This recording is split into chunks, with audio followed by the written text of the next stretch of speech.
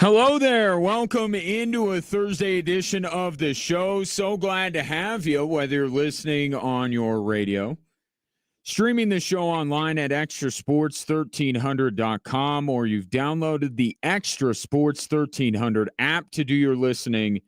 And that app, which is free to use and free to download, is sponsored by Diversus Health, mental health and well-being for all. A veritable cornucopia of sports topics await you, and I'd love to get your thoughts. You could call or text them in at 719-247-1313, or you can find me on X at Gingerly Tweets. I got plenty today on the NFL schedule release, mostly about the Broncos, and we'll go through that as the day progresses. But of course, the most pertinent of all topics today is tonight's Game 6 for the Denver Nuggets to potentially save their season and force a Game 7 back in Oklahoma City on Sunday. And I was thinking about this today, and we'll get into the keys to the game and all that kind of stuff. But, you know, thinking back to the decision that Josh Kroenke made with 3 games left in the season, I think there were many reasons why he did it. I think there were 2 that were kind of at near the top of the list. And they play into one another a little bit. I think it was, one, because it would give us an opportunity, and by us, I mean you, me, I mean Josh Kroenke, any new potential general manager, to truly assess this roster. I think that was a part of this. And the way that David Adelman has coached to kind of let the players take the reins a little bit more kind of plays into that. And then I think there was a belief that with the toxicity that had persisted throughout the organization, that whatever the Denver Nuggets were going to do in the playoffs, the only way they could accomplish the most that they possibly could is by removing this.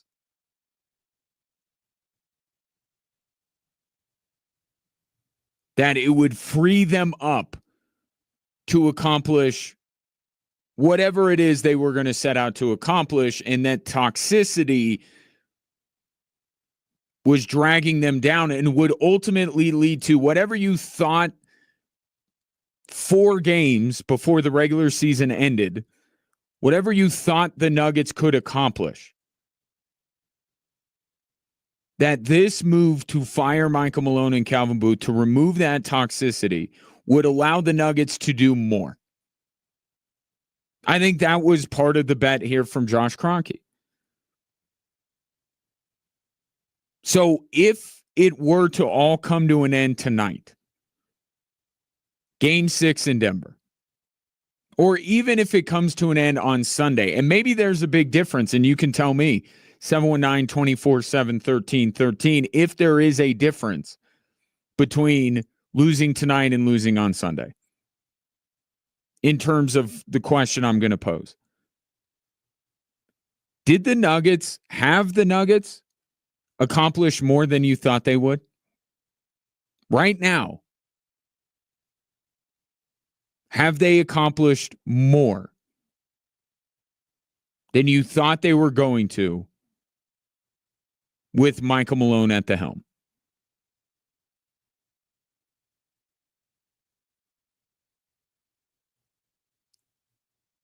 And I would look at it going,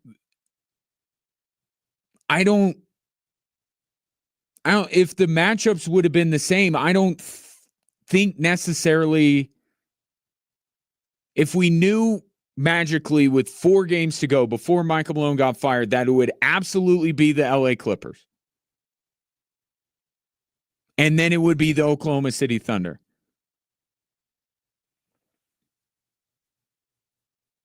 Would I have thought that the Denver Nuggets would accomplish more than they already have? I don't think so. But at the same time, the Nuggets, once the playoffs began, have accomplished more. I thought that the Clippers would beat them. I had Clippers in 6. Now I'm trending in the right direction for my prediction about this series, which is the Nuggets losing on Sunday. But I don't know, before all of this happened, before the firing of Michael Malone and promoting or making David Adelman the interim, if you would have told me with 4 games left that the Denver Nuggets would play the LA Clippers and the Oklahoma City Thunder, I would have, or with the potential, I should say, to play the Oklahoma City Thunder, I don't know that my prediction would have been any different. I don't know it, because I already said with David Adelman, I thought they would lose to the Clippers in 6 games. I don't think that Michael Malone being at the helm would have changed my thought process. If Michael Malone was the head coach going into the playoffs, I would have predicted the LA Clippers would have beat the Denver Nuggets in a 6-game series.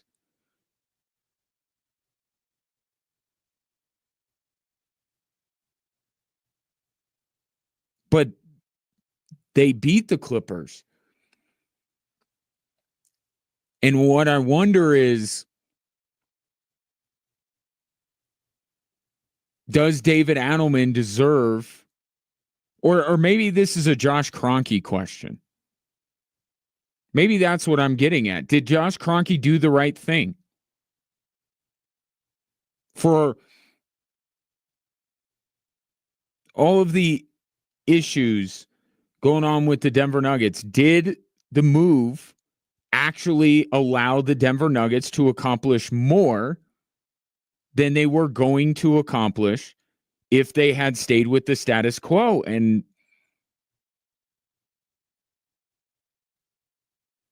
I think the answer might be yes. And I was thinking about this more because of the article that came out on ESPN.com that Ramona Shelburne wrote about Aaron Gordon going to Russell Westbrook. And I don't know that I believe in all the reporting about how Michael Malone viewed Russell Westbrook. But I think that meeting, or that argument, whatever you want to call it, that Aaron Gordon himself did not deny. He didn't deny yesterday or the other night after the Nuggets lost Game 5. He didn't deny that he went to Russell Westbrook and had to have a talking to.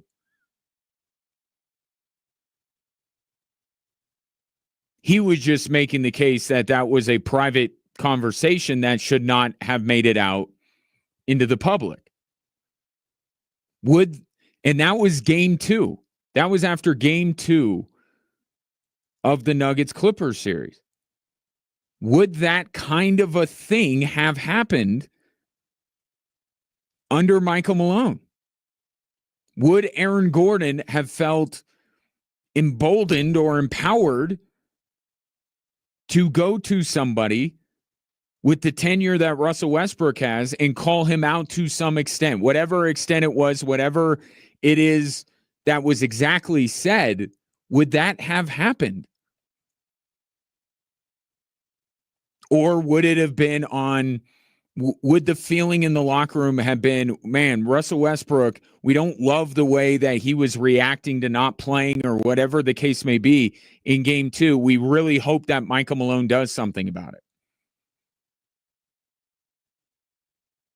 I don't know that it does.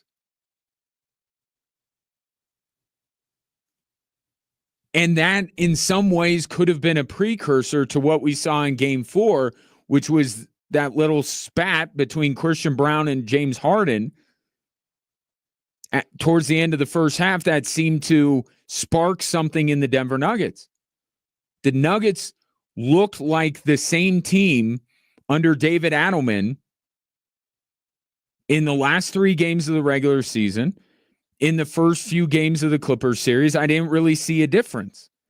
And then game 4 happened. And then I saw something different in the Denver Nuggets. The Denver Nuggets look like a different team from that point on. And they won a series that I didn't think going in they would win. I think David Adelman has, or the absence of Michael Malone, however you want to phrase it, has actually allowed the Denver Nuggets to get further than they would have. And from that standpoint, I think that Josh Kroenke made the right move. Because going into it, or immediately after it, I said, well, you can't risk Michael Malone having any success. Right? If the Denver Nuggets are going to advance to the Western Conference Finals or something, how are you going to replace Michael Malone? You couldn't risk him having success if you decided that ultimately he's not right for this team. Now I look at it and say, I think part of the intention behind the decision Josh Kroenke made, I think it's been realized. Regardless of what happens tonight and regardless of what happens potentially on Sunday if we get there. I do think that the Denver Nuggets have made a deeper run into the playoffs with David Adelman as their head coach than they would have if Michael Malone would have been their head coach. And I'm not saying that automatically means that David Adelman should become the full-time head coach. I've given my thoughts on that. I'm not blatantly opposed to it. I haven't seen a guy, as much as people want to blame him for the loss in game 5 or blame him for the 5-second call in game 4, I don't think he's done anything to really inhibit the Denver Nuggets. I really don't. He certainly hasn't done anything that I wouldn't expect Michael Malone to do. Let's play this hypothetical game. Michael Malone is in the same situation David Adelman is in to begin the fourth quarter in game 5.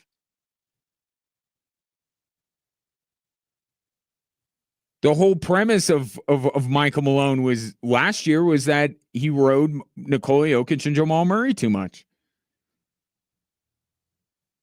So if anything, there's no difference in the approach of David Adelman. But the communication, the players taking more ownership in this situation and what's going on, that has only been a byproduct of David Adelman becoming the head coach, I think has allowed them to go further.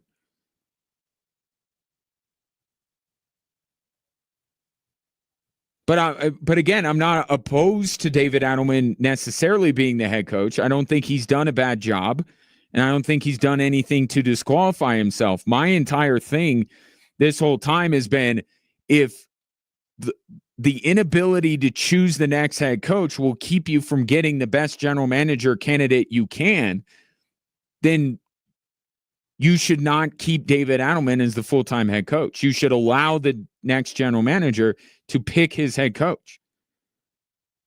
Because then you're starting the next head coach GM relationship with a good chance to end up at the same place Calvin Booth and Michael Malone ended up.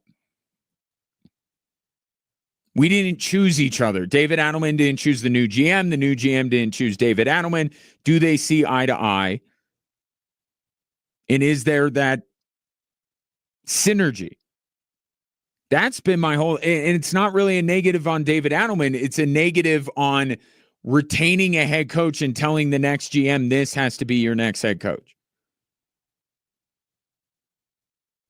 But if that doesn't get in the way, if that's not a problem for the next GM, if the next GM looks at David Adelman and the job he's done and says, I like it, I think David Adelman could coach the team I put out on the floor or I put onto the roster,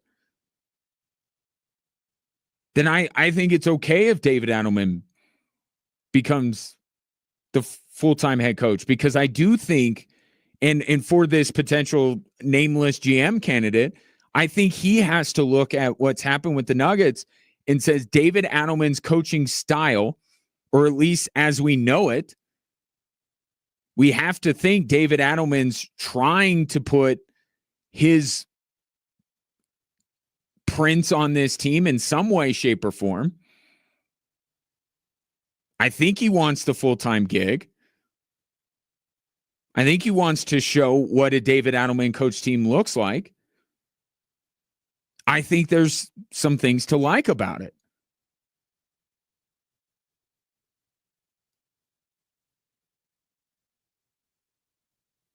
And I don't want to set this all up as if the Nuggets lose tonight, then there's no disappointment. There's a lot of disappointment if they lose, because you look at the way this series has gone, and you could easily argue that the Nuggets should be looking to close it out tonight, given the way some of these games have gone.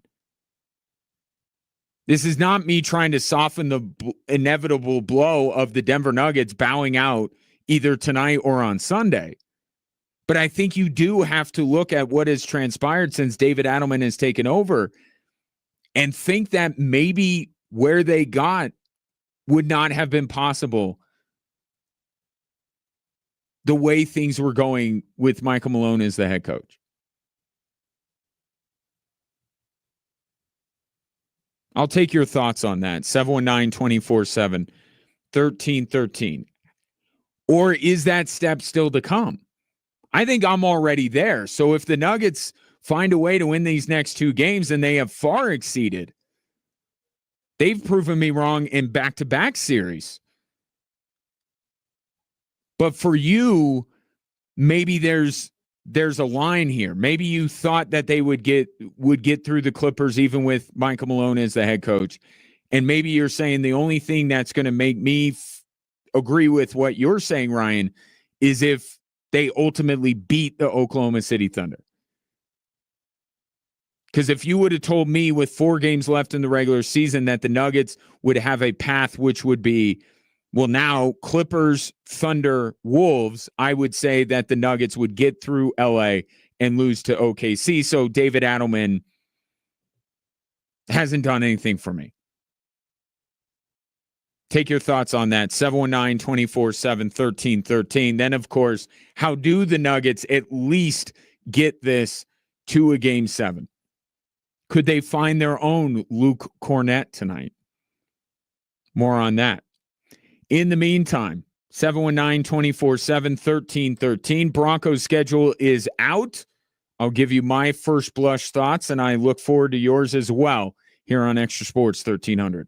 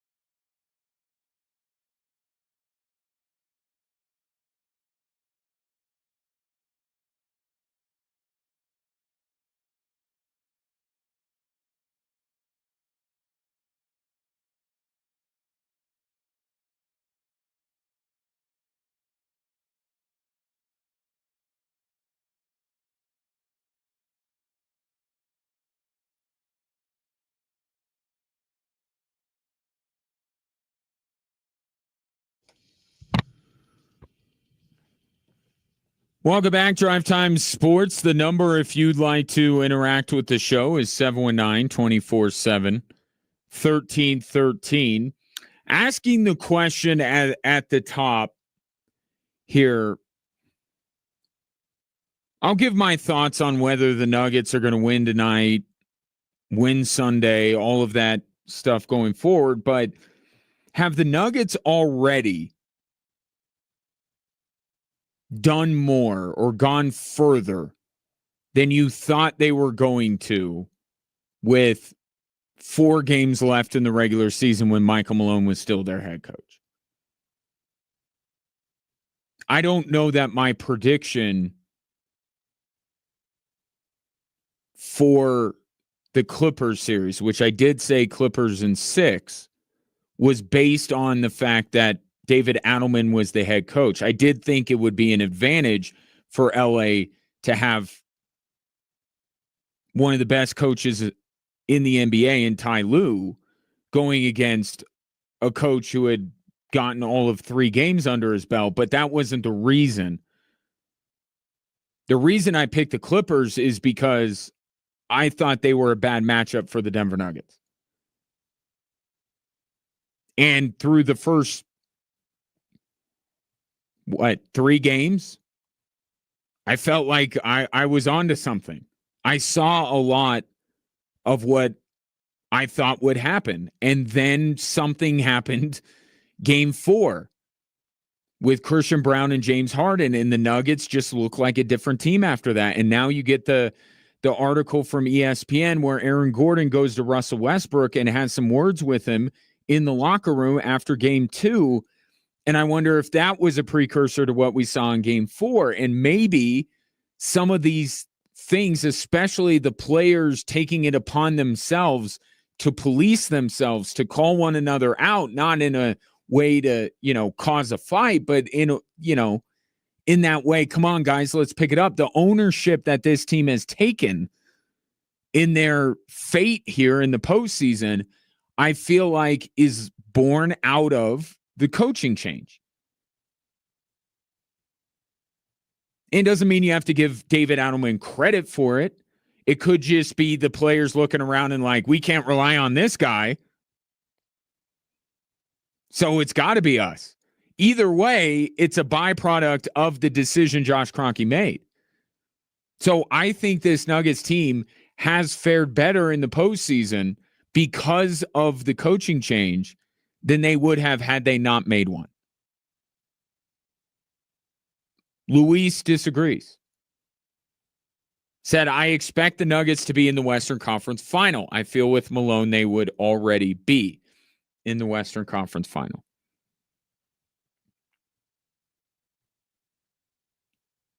And again, my pushback to that is I don't think this team, from a player perspective, is good enough to be in the Western Conference Final unless you told me that OKC and Minnesota were going to be on the same side of the bracket.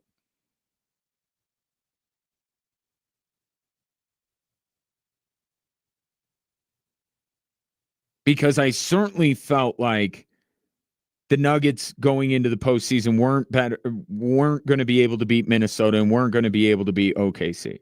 So unless that's the situation you thought it was going to be, for me to just say the Nuggets are a Western Conference Finals team, meaning they are at least the second best team in the West, I would disagree with that.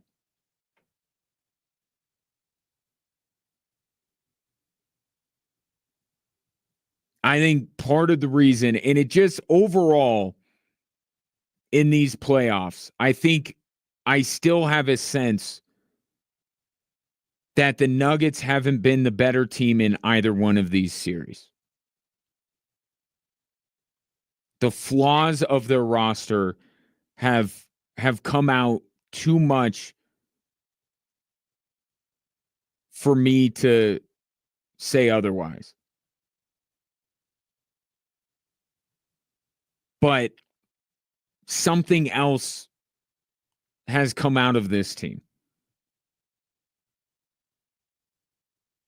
a desperation, an ownership of it. It just, and you saw it early in the OKC series with not game 2, obviously.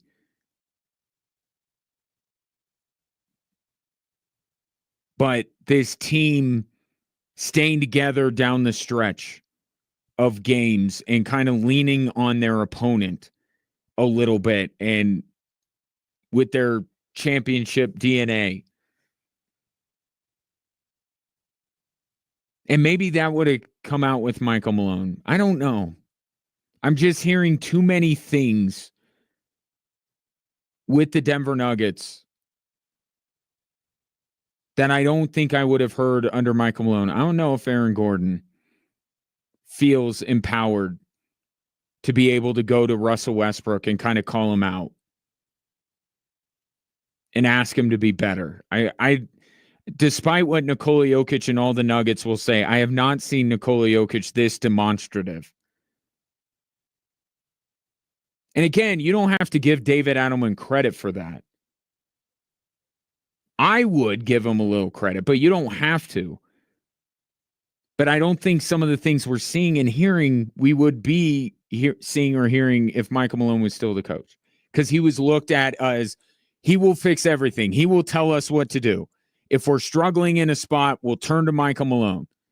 If there's an issue with two players, Michael Malone will fix it. That is the sense that I have gotten through reporting and from some of what the players have said, that they very much deferred to Michael Malone. And this is a team that's not deferring to David Adelman.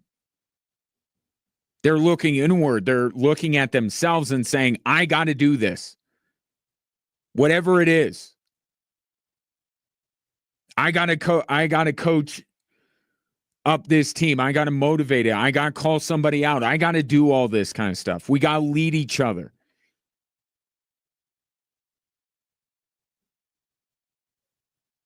I don't know, but I overall, I've liked it. I've liked what I've seen. And I don't know if I would have seen it with Michael Malone as the head coach. Continue to take your thoughts. 719-247-1313. Broncos schedule is out, as are all NFL teams. The Broncos are not special in that regard. Every NFL team found out their schedule yesterday. I had some takeaways here, and I told you yesterday that the two things that I would be looking for, first and foremost, were games where they would have rest advantages and the first month of the season. Because if you're just playing a numbers game and trying to figure out how the Broncos are better than the 10 wins they had last year, you immediately, to me, look at the first two and say, well, they won 10 games despite losing the first two. If they can get off to a better start, then there's their opportunity to perhaps eclipse 10 wins. Now, I don't see a lot of games where the Broncos have a significant rest advantage. In fact, the one that you would immediately look at, which is the game against Washington, Commanders are on a bye week the same time that the Broncos are. So I don't see a lot of huge rest advantages. And to be fair, no huge rest disadvantages for the Denver Broncos. Those may come to bear later in the season when games start getting flexed. But then you look at the start that the Broncos have to this season, and all we can base it on is what we saw from these teams last year with free agency, the draft, and project. This is a manageable first month of the season for the Denver Broncos. You open up with Tennessee at home, who's probably going to be starting a rookie quarterback. But even if Tennessee was starting, who was their quarterback last year? That guy, Will Levis, still. So whether it's I just find it interesting that a year after the Broncos had to debut their rookie quarterback on the road, that now the Broncos are the beneficiary of such scheduling as Tennessee visits Denver. But I'd look at the Tennessee game with Will Levis as the quarterback and say that's a pretty advantageous week 1 game. And then you go to Indy.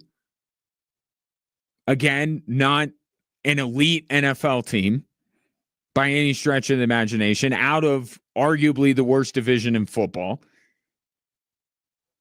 It's not an especially difficult road trip to go to Indy. Then you go to LA, divisional game, but not that team. You know, the one that would be, if it was at Arrowhead week 3, that might be a little bit more unnerving for Broncos fans than going to LA in week 3. And I know the Chargers' success against the Broncos last year. And when we start going through this game by game and projecting and predicting, then yeah, I'll give my thoughts on how they'll fare against the Chargers. But it's going to be a close game. It's not, again, an intimidating place to go into. The Broncos have had their fair share of success at SoFi. And then you get extra time. So does Cincinnati, but you do get extra time to have a game that you should be highly motivated to win, given the way last year went, against a Bengals team that is notorious for their slow starts, and you're getting them week 4 in prime time. I mean, you look at some of the games that might be difficult for the Broncos, going to Arrowhead, going to Washington, going to Philadelphia. Even the London game. Even a game like going to Houston. None of them are in the first month. The Broncos absolutely have it laid in front of them to have a good start to the season. Whether they will or not, tell you about later. It's a pretty good first month. So if you're trying to figure out the math on how the Denver Broncos get past 10 wins, or at least get to 10 wins, which you feel like would be give them a great chance of making the playoffs or even go beyond it, you look at this first month and you're like, it's doable.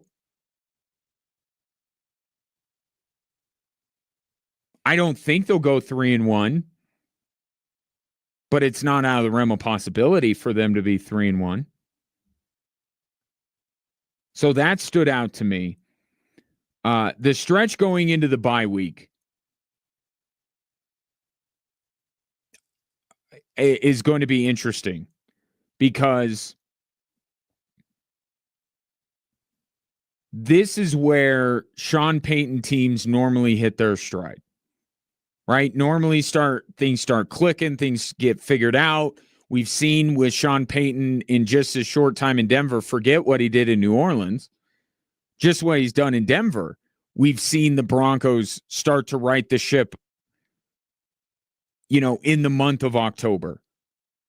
Now, the easiest game on this schedule to predict, other than that the Broncos will beat Tennessee week 1, is they will lose to Philadelphia. Those are the 2 easiest games to pick. If you have anything other than the Broncos beating Tennessee and the Broncos losing to Philadelphia, then I would question your acumen. Those are the 2 easiest games to predict on this entire schedule. Week 1's definitely should be a win, and week 5 should definitely be a loss. But then you go to London to play the Jets. You get Russell Wilson maybe at home. You get Dallas at home, which I think Dallas is the better team, but you're getting them in Denver. Then you go to Houston, home against Vegas, and then you get the first of 2 meetings with Kansas City going into the bye week. So you can kind of empty the tank, so to speak, week 11, knowing that you have the bye week. You don't have to worry about looking ahead or anything. That's an interesting stretch there after they probably get their doors blown off in Philadelphia. And again, where the Broncos are right now, you could see them making a run through that stretch. And that's what Sean Payton plus Bo Nix has now unlocked, is that you don't look at any stretch of games with this team and go, oh, that's a murderer's row. Oh, that's a terrible stretch. In previous years, you looked at the Broncos schedule and you looked at a month or 3 weeks and you went, oh gosh, that's going to be rough. They don't have that on this roster and on this schedule, and part of it is the schedule makers. I think the schedule makers have been quite fair with the Denver Broncos. Like, for instance, they do have to go to New York, they do have to go play New York in London and play a game the following week. Not easy, but guess what? They play the Giants. So it evens out. I don't see any stretches on this schedule where I go, oh man, the Broncos are going to be in a really bad spot here. But that stretch going into the bye week is interesting. And then you get 3 of your last 4 at home. And the Broncos are probably going to need at least 2, probably 3 of their last 4 to be wins if they're going to make the playoffs. And they're going to be at home. So that balances out. You have to go to Arrowhead on Christmas. Sorry about that. But even you look at the month of December, it's like, well, you're going to go to Vegas, then you're going to be home against Green Bay and Jacksonville. Then, you got to go to Arrowhead in December. Sorry about that. But then you get to come home and end the season against LA, and who knows what's at stake in that game. If last year's any indication, that could be a tiebreaker. And you get it in Denver.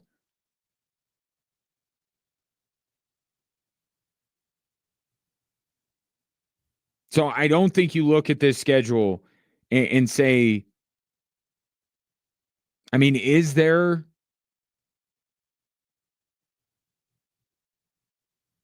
a stretch where you could see them losing 3 in a row? Maybe the Kansas City at home, at Washington, at Vegas.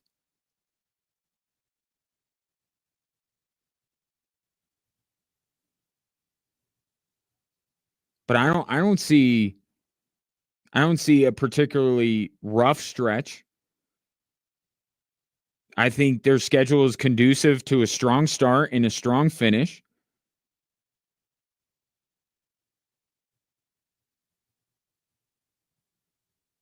But I think some of this, too, is very much about where the Broncos have moved to. Now that they have their head coach, they have their quarterback. Now it seems like a whole lot more on this schedule is possible than even if you would have had this exact schedule a year ago or 2 years ago.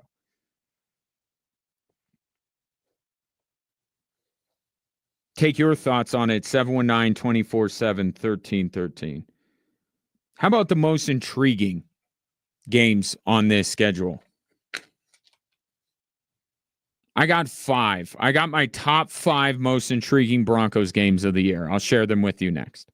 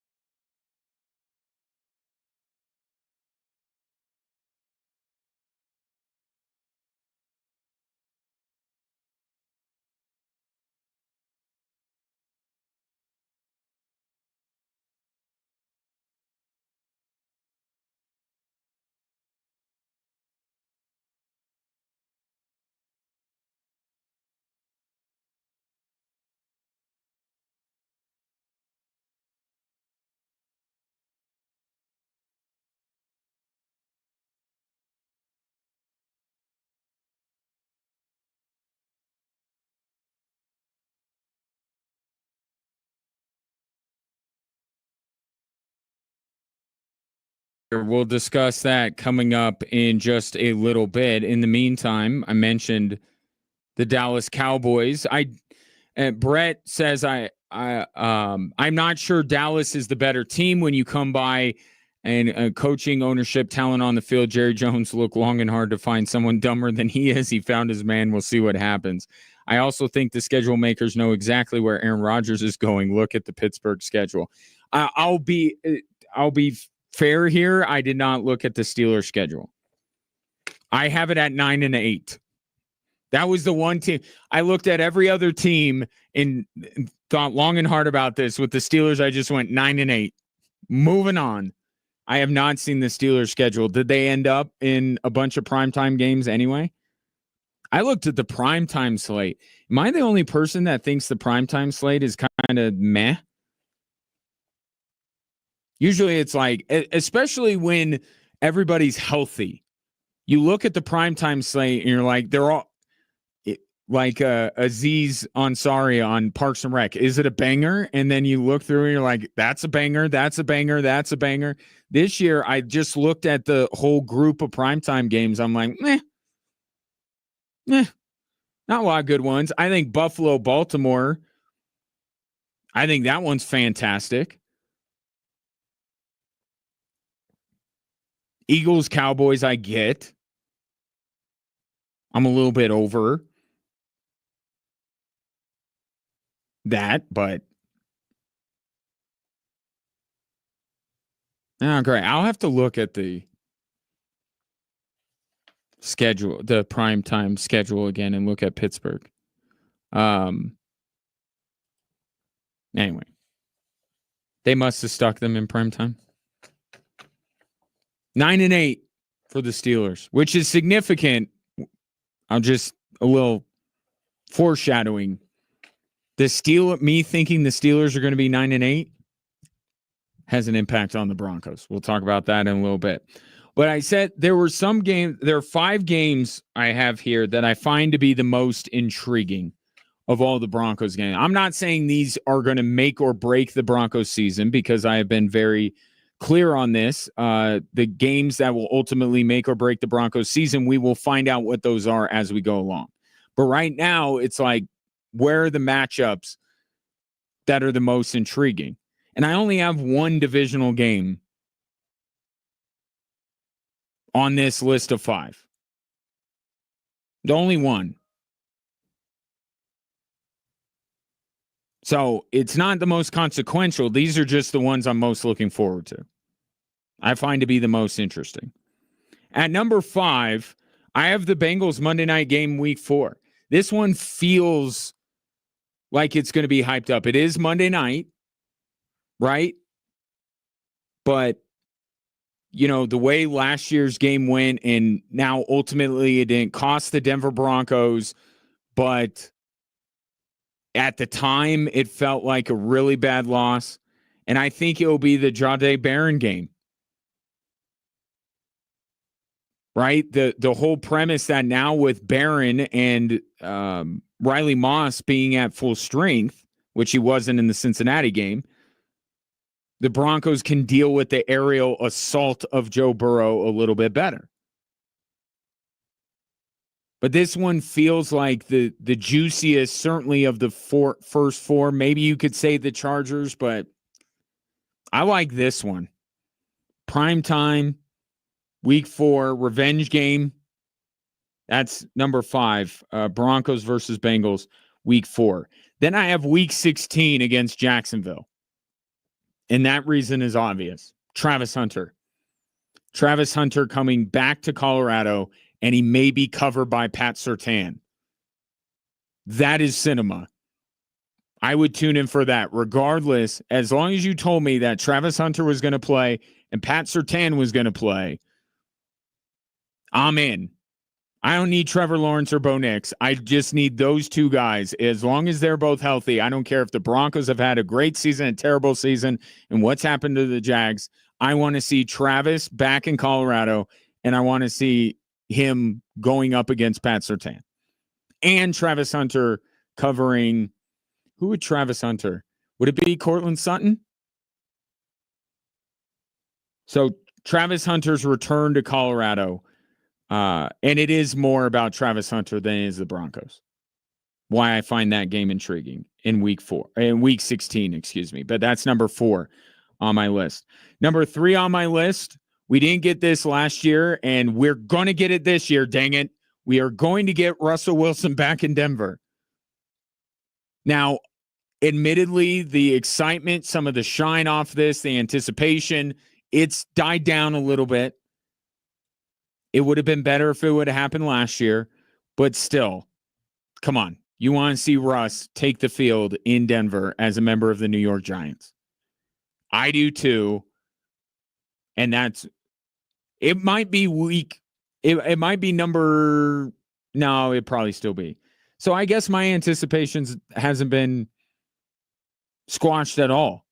Because the 2 games I have in front of it, I would have had above Russell Wilson's return to Denver, even if it were last year. Although number 2, it's kind of hard to. Anyway, Giants week 7, Russell Wilson returning. If it's Jameis Winston, then we riot. I mean, that game could still be fun, or will it be Jackson Dart? If it's Jackson Dart, so help me. It's going to be Jackson Dart, isn't it? Dang it. If Russell Wilson is the starting quarterback of the New York Giants in week 7, that is on my list. If it's Jackson Dart, then replace that with Chargers game. How about that? At number 2, I have, it's not the Broncos at the Commanders week 13. Let's be real about this. It's Bo versus Jaden. Bo versus Jaden is a matchup I am very much looking forward to seeing. A lot of discourse towards the end of the year, mostly from the Broncos side of things, about how Bo Nix in reason X, Y, and Z happens to be better than Jaden Daniels. The vast majority of people in no way, shape, or form saw Bo Nix as a better quarterback than Jaden Daniels, and they were right to do so. But here's a chance for Bo Nix to go head-to-head with Jaden Daniels in prime time. So, again, that's a matchup that even if the teams aren't what we thought they were or thought they're going to be, still Bo Nix versus Jaden Daniels, that's a good one. And then number 1, this is not me. This is Sean Payton making this number 1. Home against Kansas City week 11. The entirety of the Broncos' identity this season is based on the result of this game. You know the way the last meeting in Denver went down. You know how the last game of the season meant absolutely nothing. This game in Denver, week 11, this is it. Sean Payton thought that the Denver Broncos should have beaten the Chiefs. You know why they didn't. And then he's had the unmitigated gall to sit up there after they just got their butts handed to him by Buffalo, that they were, if they could have beaten Buffalo, which was a stretch of the imagination already, that they would have felt really good about playing their next opponent, which would have been Kansas City. Sean Payton thinks that the Broncos are going to be a factor in the AFC West. Boom. Here you go. Week 11. You want to back up all that stuff that you've been talking about since last season? Here it is. Week 11, home against Kansas City. Perhaps the most important game of the Broncos season. So those are mine. Unless Jackson Dart is the starting quarterback of the Giants, and then forget number 3 on that list. Take your thoughts. 719-247-1313. Coming up next, how do the Nuggets get by OKC to force a Game 7?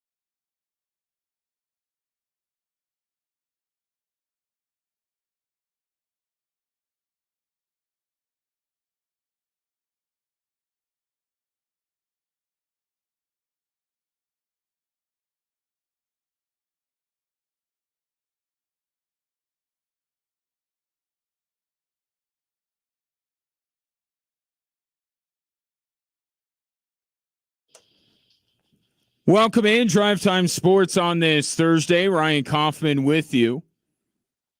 Would love for you to be a part of the show by calling or texting in your thoughts on the day's topic, 719 247 1313.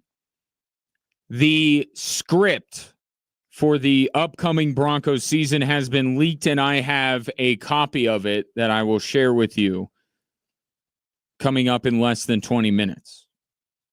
So stay tuned for that. You'll know exactly how this upcoming Broncos season will go. But in the meantime, more pressing matters, which happens to be Denver OKC Game 6. And from a text comes in from the 303, let's go Nugs. Which I would agree with that. I agree with that sentiment. Let's go Nugs. But how do they go? How do they go tonight so then they can go to OKC for a Game 7? What the Denver Nuggets need tonight is they need a Luke Cornett. And you may be asking yourself, who is Luke Cornett? And I would say somebody didn't watch the Celtics-Knicks game last night. Luke Cornett is a role player for the Boston Celtics, a team that last night had their backs up against the wall. They have this extra thing going on, which is Jason Tatum being lost for the rest of this season and probably most, if not all, of next year. But the Celtics facing elimination at home got some unexpected contributions, especially from Luke Cornett. What do you have? 10 points and 7 blocks? 7 blocks? How the Celtics keep finding these people? The Denver Nuggets cannot put together a decent roster of 7 NBA players, and the Boston Celtics, the minute Jason Tatum goes down, they're like, oh, don't worry, we have Luke Cornett. Now, you know why last night went the way it did, because it's happened so often. One, the desperation level was much higher from the Celtics than it was the Knicks. Trust me, it will go up for New York going into their building tomorrow. But when a star player gets hurt, other players feel like this is my time to shine. Either it's my time to shine or I got to step up. It's on all of us. There's no one player that can replace Jason Tatum.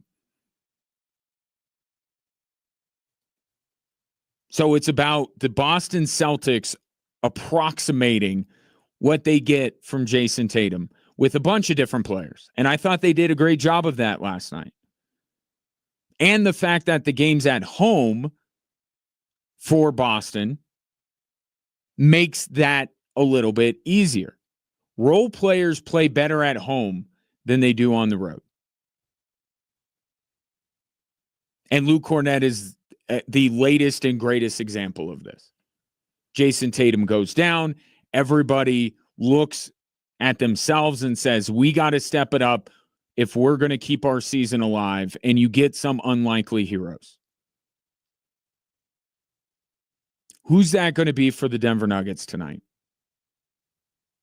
Because I could sit here and I could tell you, Nikola Jokic, copy and paste his game from Game 5, except a couple more assists, right? Like, obviously, Nikola Jokic continuing to play this way would help the Denver Nuggets immensely to win Game 6 tonight. And it would be low-hanging fruit for me to tell you that, well, Jamal Murray, because I've already talked about Jamal Murray needing to have big games multiple times. So I'm done doing that. You know that. Jamal Murray and Nikola Jokic, if they are the league's best duo, as they have proven to be on occasion, then it's going to go a long way. But what I'm really curious about tonight Can they get an unlikely hero? Because it may take Jokic and Murray and for the Denver Nuggets to win tonight. And certainly it would be the case for Game 7. They're definitely going to need more than just Jamal and Nikola Jokic in Game 7. Well, let's take it one step at a time. I don't know that Aaron Gordon would qualify as an unlikely hero. Perhaps he was in Game 1, just with the shot he hit.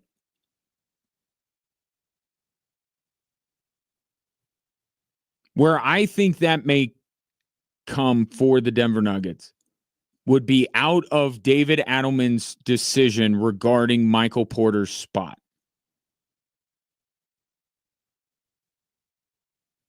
What he does with that spot, that's the spot where the unlikely hero can emerge. Now, it could be Michael Porter. He was an unlikely hero in Game 4. Game 3. Time flies when you're having fun. Game 3. So it could be Michael Porter. And certainly no one would expect Michael Porter to have a great game tonight, given what he has been going through. Could Russell Westbrook be that player?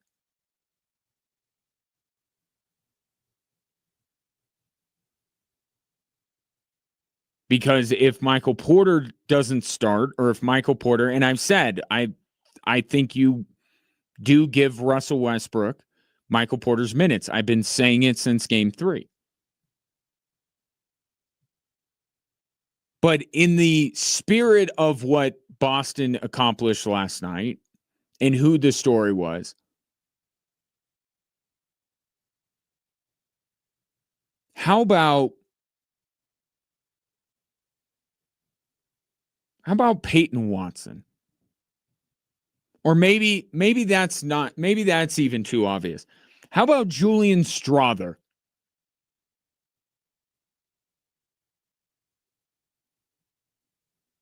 What if David Adelman, who played Julian Strawther in the last game, sees something from him and sticks with him?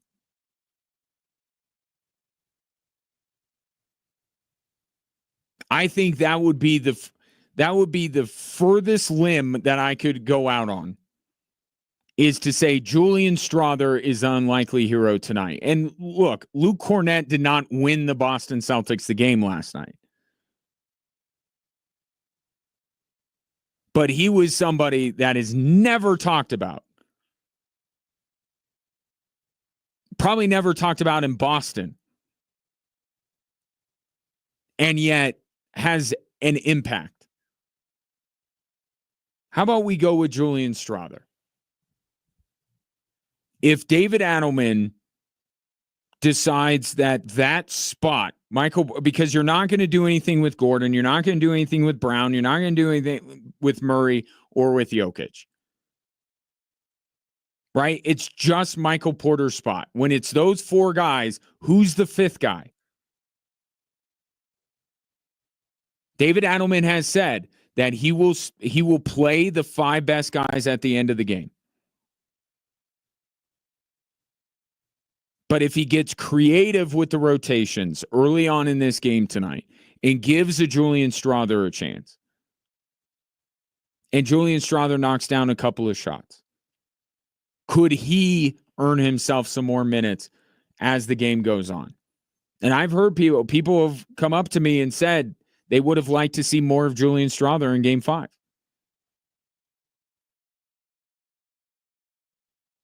But I think the biggest thing tonight for the Denver Nuggets, outside of the obvious, you need Jokic, you need Murray,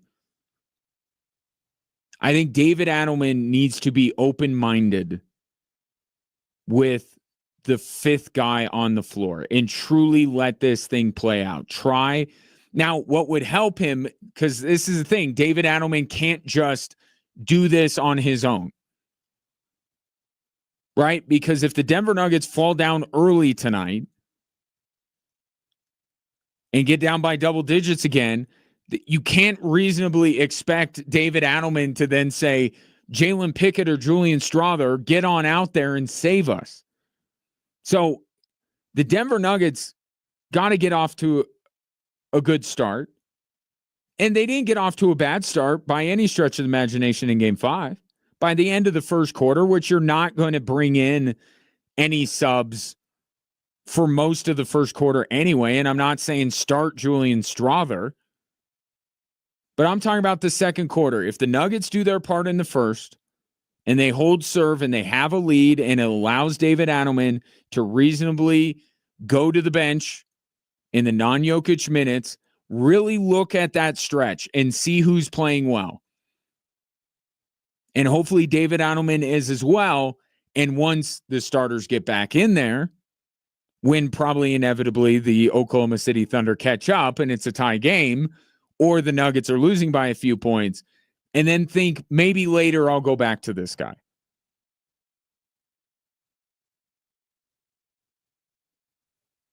But for all the consternation there is about Michael Porter, it's like really look back on that game in Game 5 and really tell me where the option was for David Adelman to go other than Michael Porter.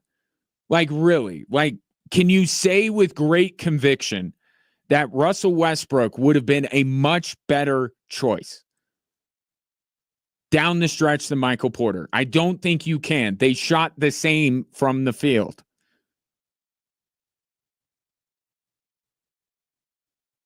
Could you, with great conviction, say that Peyton Watson should be in there? You can make a case, right? A little bit more defense, a little bit more rim protection. Maybe that's what you need, but there's no guarantee with Peyton Watson. There's certainly no guarantee with Julian Strawther that you'll get what you're looking for. So it's kind of multiple parts here. One, the best players for the Denver Nuggets, the starting five, whether Porter's in there or whether Westbrook's in there, and I'm saying Russell Westbrook should be in there. See if you can get off to a better start because they did trail by 10 early. But with Jokic, Murray, and Gordon and Brown on the floor, at the very least, get out to a good start. Right? And then David Adelman can rest guys, can sit Jokic, all that kind of stuff. And then somebody step up. Show that they can be an unlikely error. Luke Cornett showed early on last night that he should get more time as the game goes on. I don't think David Adelman had those options available to him. So get out to a fast start, which they should. Their desperation level should be much higher than OKC's. Play that way. Play with urgency. Jump out on them. And then allow David Adelman to have some non-Jokic minutes where he can evaluate. And then in those non-Jokic minutes, somebody step up and hit some shots. Do something. And then if they do, then it falls on David Adelman to try and work them more into the rotation.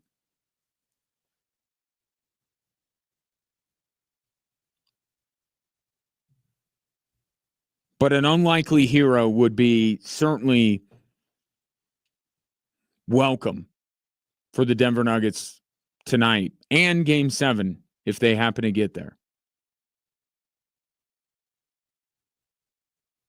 I'll take your thoughts. Not Murray, not Jokic, not Gordon. Who's the guy tonight that you're picking to step up in a win or stay home situation for the Denver Nuggets? Because if they don't get somebody outside of those three, they may not win tonight and their season could be over. 719-247-1313. Coming up next, as promised, the script, I have it in my hand for the upcoming Broncos season, and I will walk you through it line by line here on Extra Sports 1300.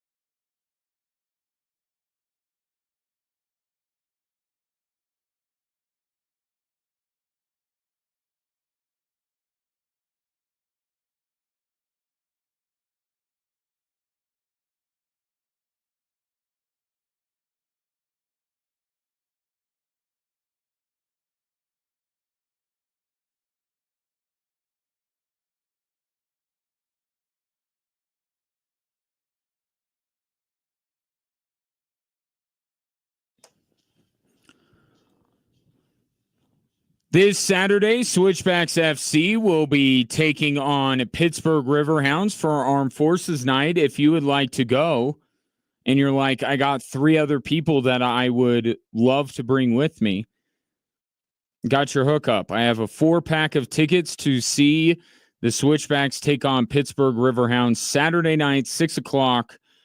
Gates open, which is when you want to be there because the first 2,000 fans through the gates will get a limited edition Switchbacks headband. Then soccer, then fireworks. Be the 13th texter to text Switchbacks and your name to 719-247-1313. Switchbacks and your name. You do that. 13th texter will win 4 tickets to see the Switchbacks host Pittsburgh Saturday night at Widener Field. So, as you know, all NFL games, all NFL seasons are 100% scripted.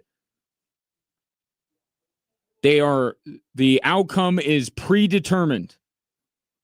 And I, through great danger to myself, have secured the script for the upcoming Broncos season, and I'm sure you'd like to hear it, wouldn't you? I am a modern-day Edward Snowden leaking this. Or no, not Snowden. Well, Julian Assange. I don't know that ended well for him. I don't know. I'm giving you information that I feel like you should know at great risk to myself. So here we go. Here is the script for the upcoming Broncos season. I feel like I should have music behind me, but we don't have the budget for such things. So away we go. Week 1 versus Tennessee. A reversal of the Broncos season opener last year where Bo Nix had to make his NFL debut on the road. Now, this pressure-happy Broncos defense gets to go after Cam Ward in his NFL debut. Broncos get a season-opening win and improve to 1-0. Week 2, the Broncos go to Indianapolis. And if you recall, if not for Jonathan Taylor drop ball at the goal line, which was a brilliant piece of scripting by not only the writers, but also Jonathan Taylor himself to exactly drop it right at the goal line, the Broncos would have lost last year's meeting with the Indianapolis Colts. Colts lost their chance at the playoffs in that game, so there's a revenge factor here. They will be coming off of what will be, what am I talking about? I have the script, will be a season-opening loss at home to Miami. They will be highly motivated. And they will beat the Denver Broncos, and the Broncos will fall to 1-1. Week 3, the Broncos go to LA. This is going to be the week where we're going to have a big old discussion about whether the Broncos messed up in letting Amarion Hampton get to the Chargers, because he will perform well along with Najee Harris.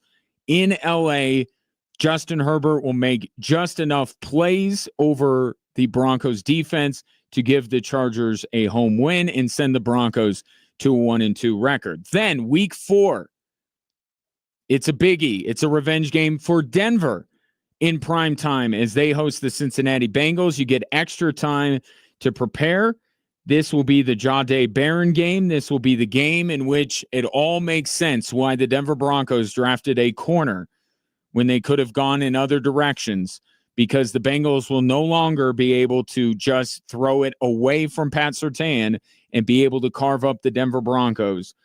The Broncos will contain Joe Burrow as much as you can expect.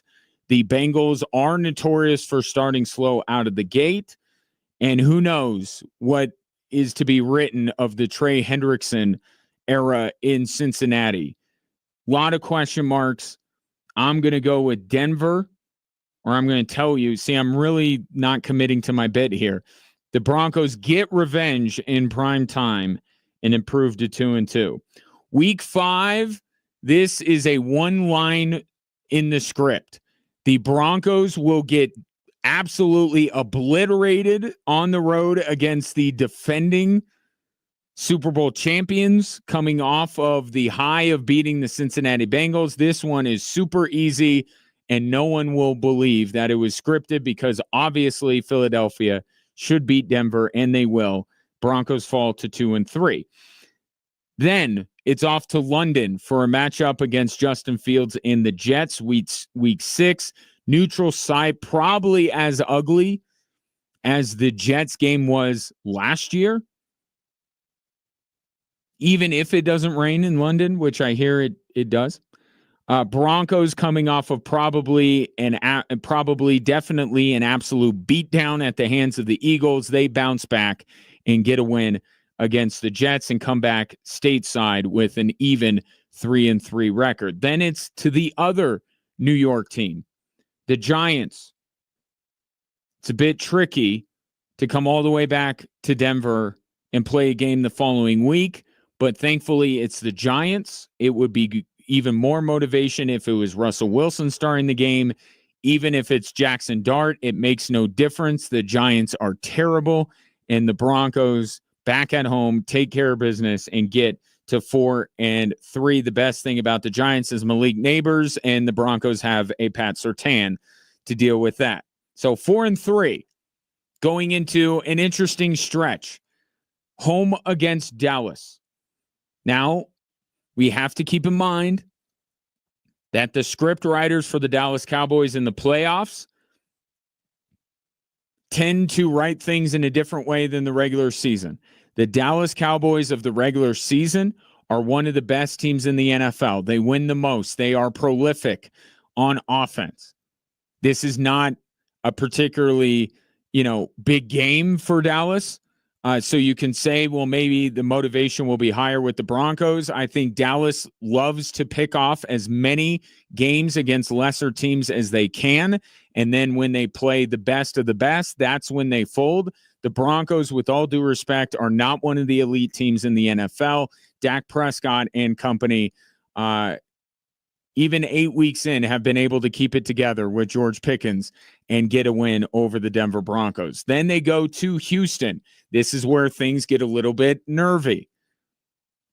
CJ Stroud, take him over Bo Nix in this game. This is a big year for CJ Stroud in Houston.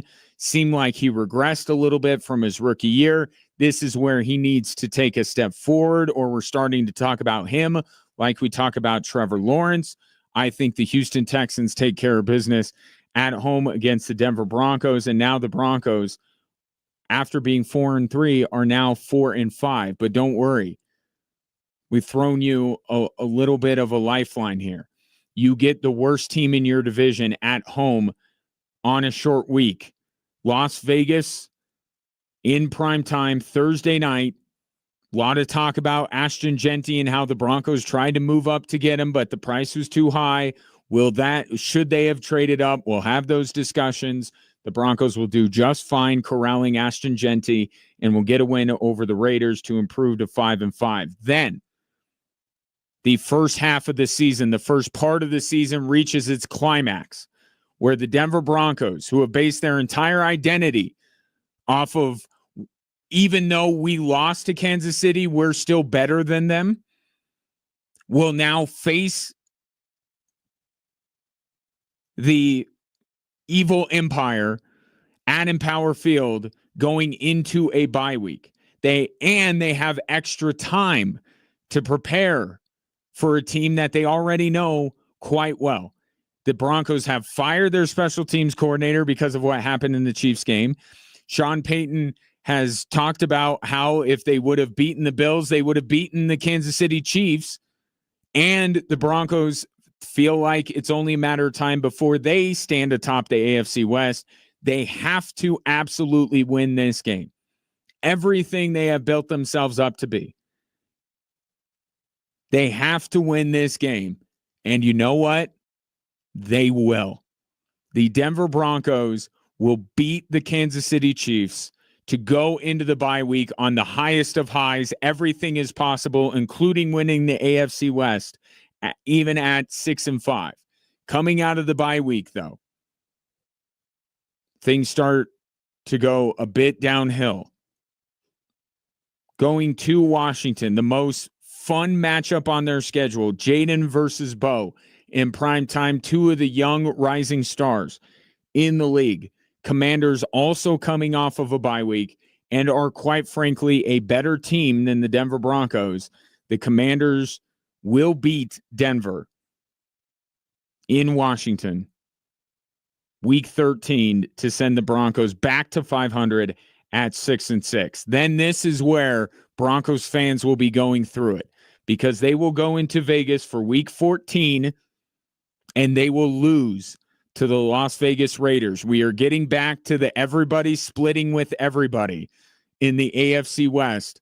The Vegas Raiders get revenge on the Denver Broncos for a loss earlier on in the season.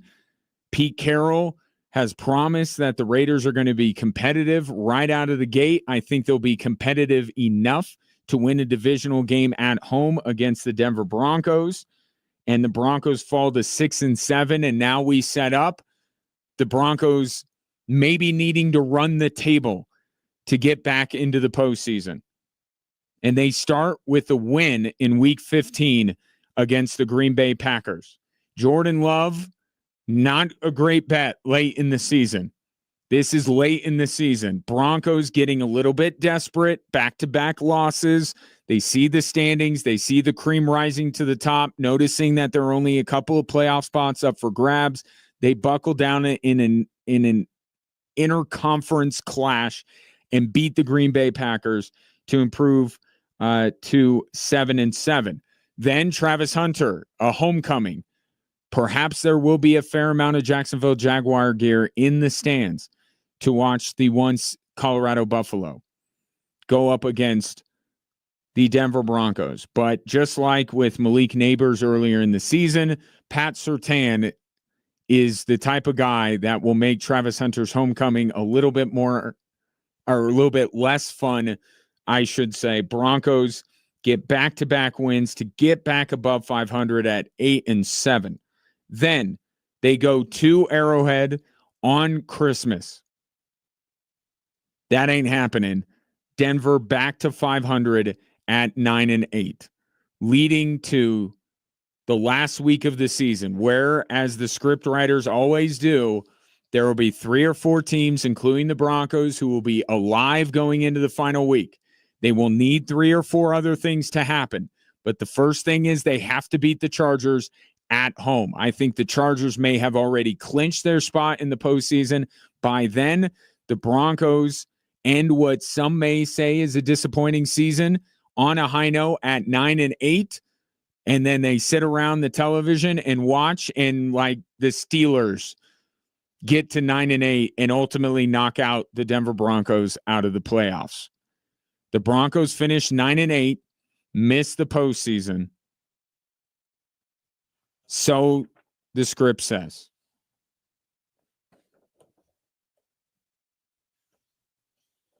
Although it does not actually say on here that the Broncos will miss the playoffs at 9-8.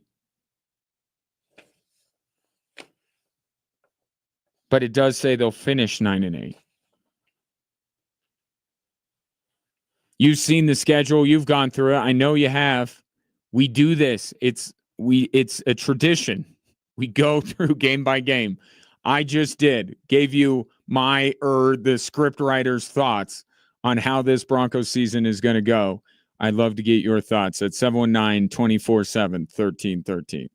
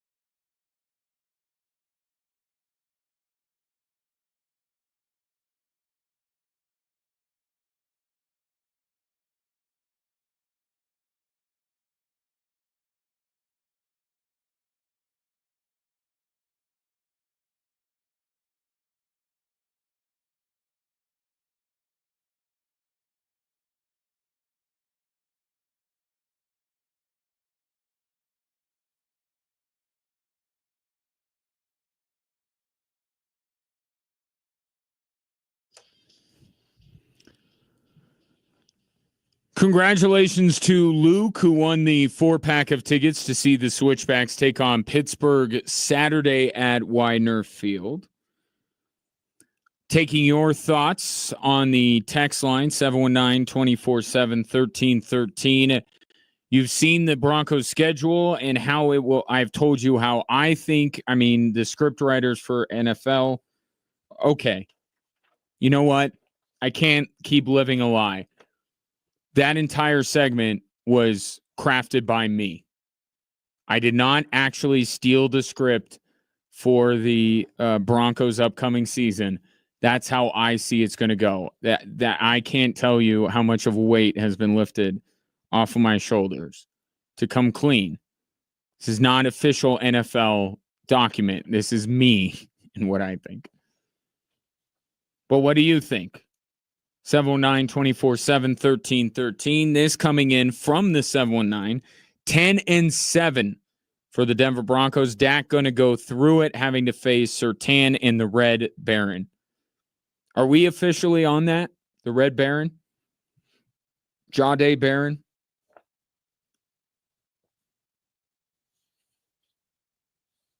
I'll take it. It's better than the white man can't jump Photoshop that everyone did last year with Riley Moss and Pat Surtain. Right? Come on now. And Red Baron, pilot flying. Some people are saying this is the no-fly zone reincarnate. Some people, not me. I'm not saying that, but some are. But I think that's where, this is why Vegas is Vegas. Do you know the Broncos over-under for wins this season? It's 9.5. Because of course it is. Because the only two, the scenarios that I keep going through are either the Broncos end up with 10 wins or 9 wins. That's it. There is no way this is a 12-win team. There's no way this is a 6-win team. Those would be asinine bets to make. But 9.5, it's 9.5. That sounds about right. I got them at 9. Some people got them at 10.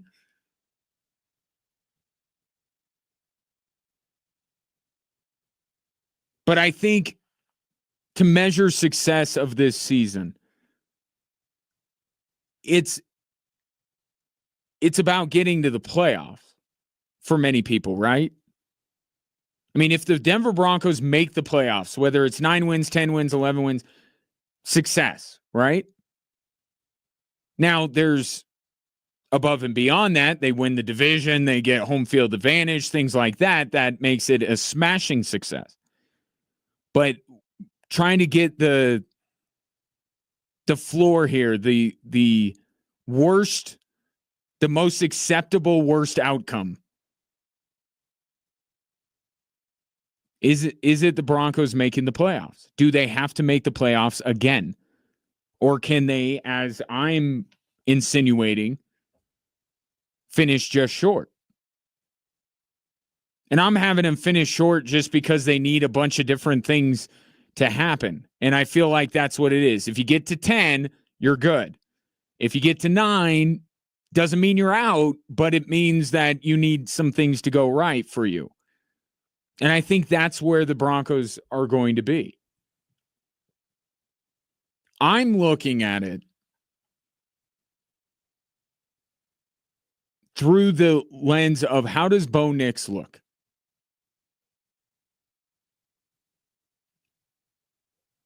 Right? Does Bo Nix take a step forward? Does he take a step back? And by the way, it's acceptable, I think, for him to take a step back. Look at C.J. Stroud. Some things were him. A lot of it was the team around him. But he just wasn't as good as he was in his rookie season. Which creates a big year 3, as I mentioned, for him this year. I could see Bo Nix following the same thing. As long as the guy doesn't fall off a cliff, I think he can still get to whatever ceiling exists.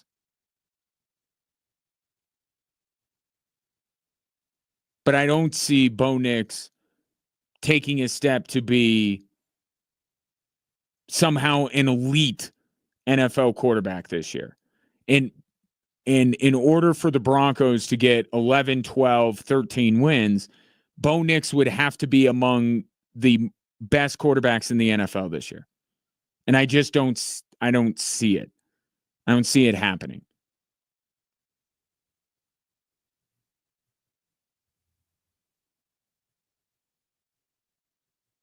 So I think this is kind of a plateau for the Broncos franchise under Sean Payton, right? They climbed the mountain, they got to this A summit or A plateau, which was getting to the postseason. I think they stay right there. Maybe they get in, maybe they don't. We'll see what happens across the NFL, but they're in play for the postseason. Maybe they get in. Certainly, they would not. I don't think they're any closer, really, to beating a Buffalo, a Kansas City, a Baltimore in a postseason game. But you maintain, I think, a lot of what the Broncos did this year in terms of their moves and looking at how many young players are on this roster. I think there's a lot of reasons to think why this Broncos team can maintain what they were last year. But I don't know that there's a lot to buy into them taking a jump. Which, again, with a young quarterback, I get it. Broncos fans are impatient. Broncos fans now want to get back to the Super Bowl, now want to get back to the top of the AFC West. But you have a rookie quarterback. You finally look like you've got it right. You're doing the right things. And part of the normal progression, not Mahomes' progression of a quarterback, a normal progression of a rookie quarterback is year 2 is kind of flat to down. When you are a quarterback that has to, in many ways, carry your offense, which Bo Nix has to do. RJ Harvey will help take some of the pressure off. And they've gotten Evan Ingram and things like that. There's reasons to think that the Broncos offense will improve. But ultimately, it falls on the shoulders of Bo Nix.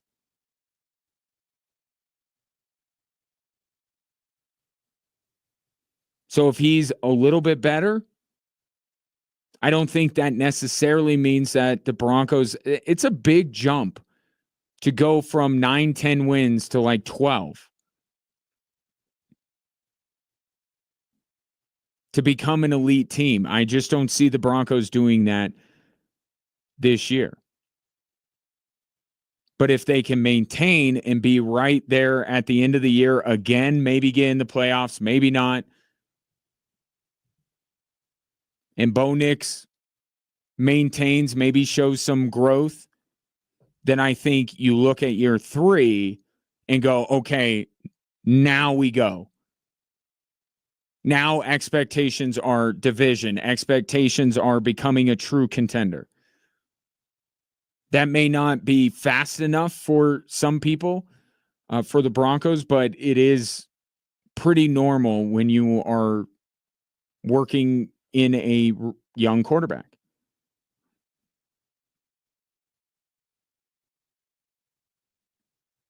I'm not putting it on the Denver Broncos that they have to make the playoffs this year for the season to be a success. I'm not. Now, there is failure.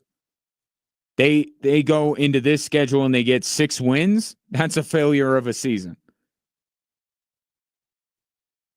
But even if they get in, and my feelings with the 7th playoff team. Like, it's not even. It's like the NBA playing. Like, I don't take it seriously. I don't think that the Broncos, even though they made the playoffs, were a playoff caliber team. There was clearly, you could see it. There's a difference between the Denver Broncos and everyone else that was in the NFL playoffs. And it's not just a Broncos thing. It happens every year since they've instituted the 7th playoff team. 7 playoff teams are too many. We don't need 7. And inevitably, every year we get a 7th seed in either the NFC or the AFC that we look at and are like, you don't really belong here. And we saw that in the Buffalo game. Broncos weren't competitive.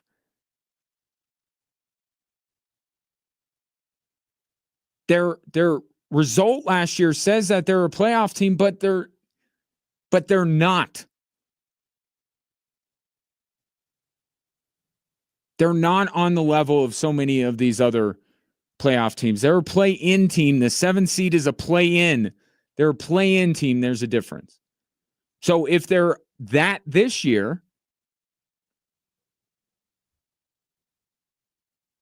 and whether that results in the playoffs or not, 9-10 wins, I think that's a good Broncos season. As long as Bo Nix, you're doing it with Bo Nix. If Bo Nix is a part of this the whole way through, and you're winning some games because of him, and it just ultimately becomes a math problem, and you don't quite get in because of some tiebreaker, that's okay.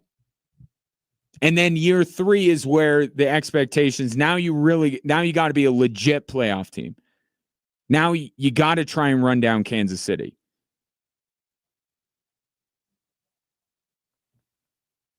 But I think what people in Denver, Broncos fans, are hoping is that, like this year, this past season, they're a year ahead.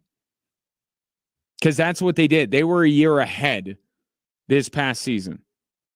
So if they keep that up, now we're talking 11, 12 wins maybe. Take your thoughts. I have them at 9-8. We got 10-7 in here. Anybody, the number to beat is 10. Does anybody out there think that with the Broncos schedule, and you've seen the Broncos schedule, that the Broncos can win more than 10 games? We'll do it that way. Or conversely, does anybody think less of their chances than I do? Because I'm usually the barometer, right? I say that whatever I say the Broncos will be, everyone assumes that Ryan's always going to hate on them. So I'm the floor, and the text we just had come in is the ceiling at 10. Anybody lower than 9 wins for the Broncos season? Anybody higher than 10, and why? 719-247-1313. Coming up next, the 3 stories that are driving this show, and we'll get back into Game 6, Nuggets and Thunder tonight.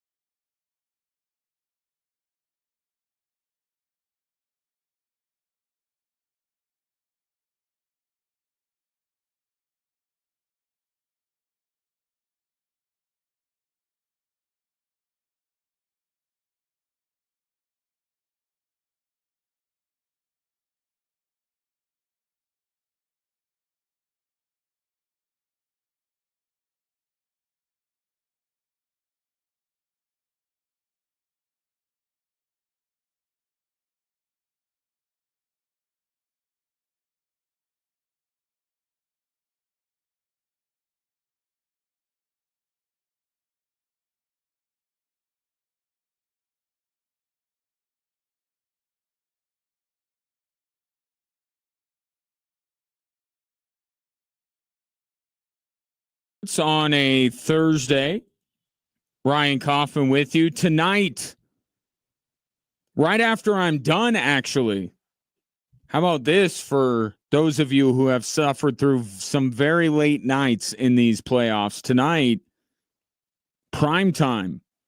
Nuggets and Thunder, our coverage from Altitude Sports Radio begins at 6 o'clock, straight up. And then the game will tip off sometime after 6:30. And that, of course, is the number one thing I want to get to when discussing the three stories that are driving the show.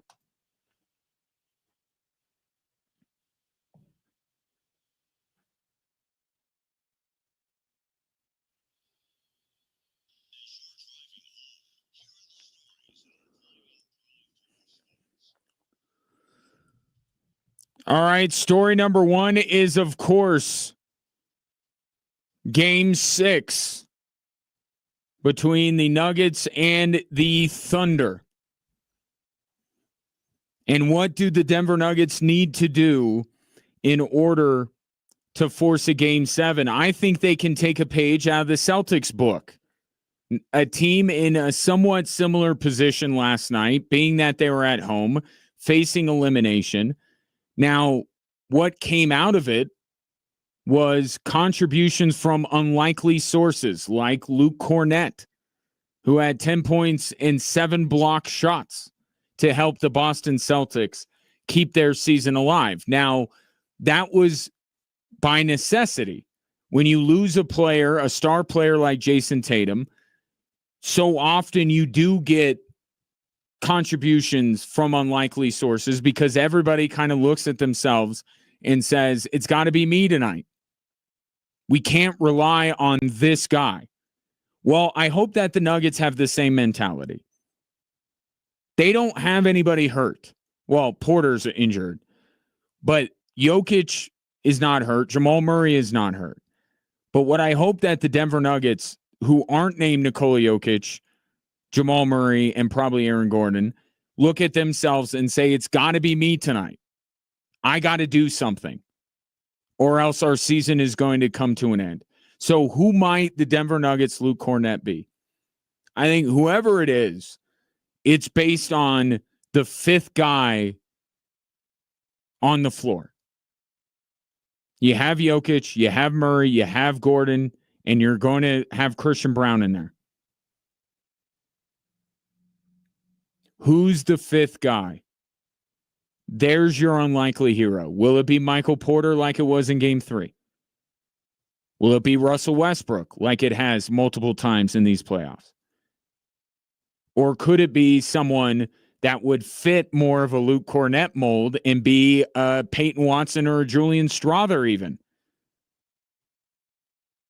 Now, Peyton Watson has had his moments. Julian Strawther has not.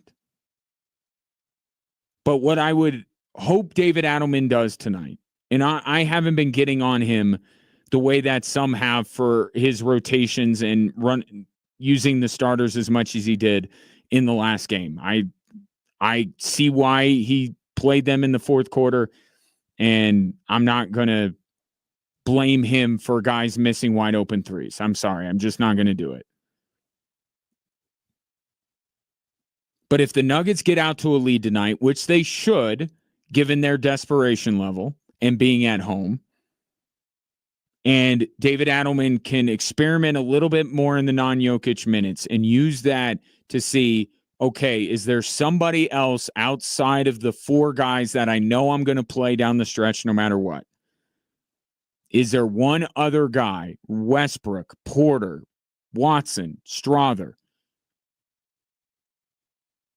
DeAndre Jordan?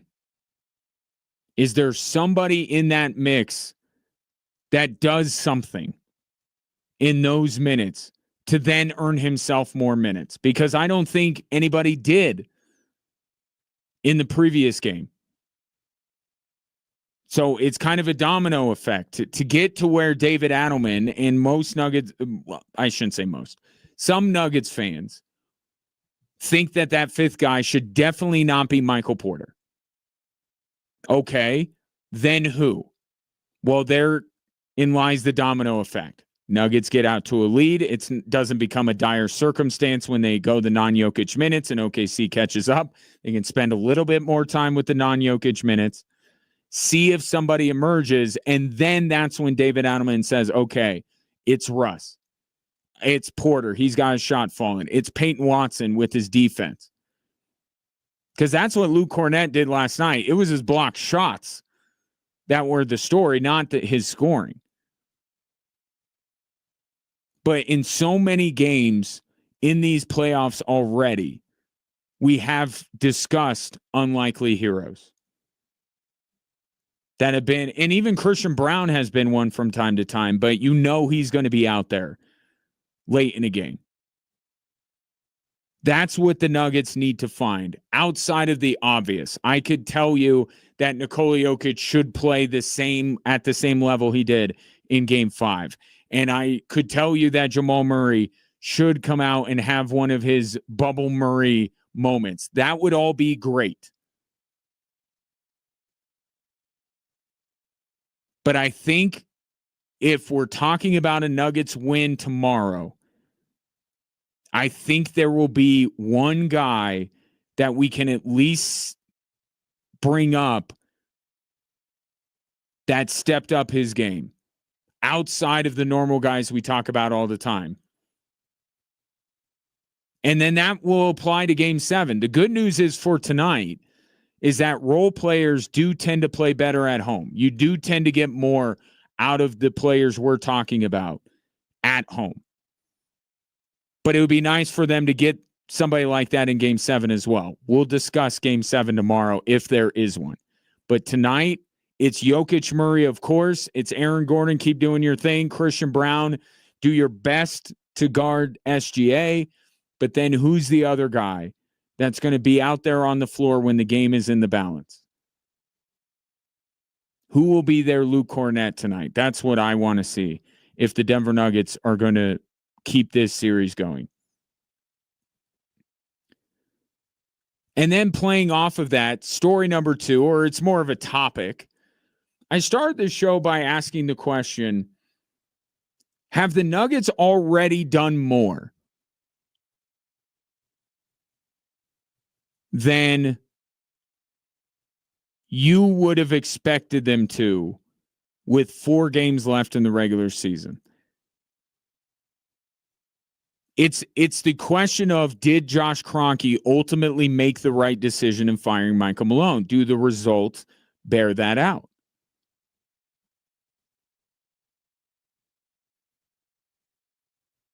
And I think that they do. And it not just where the Nuggets are right now in a Game 6 against the Oklahoma City Thunder or potentially a Game 7.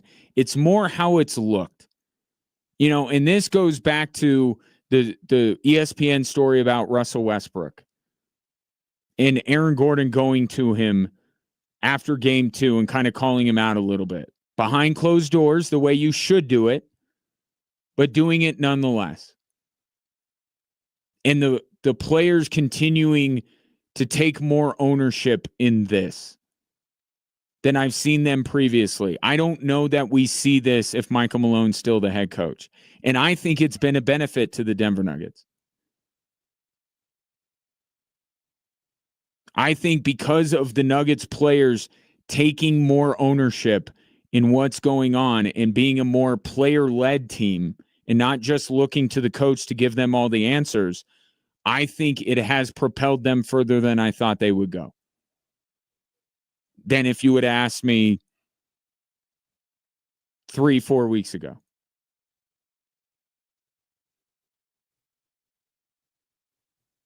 And it doesn't even mean that there has to be credit to David Adelman.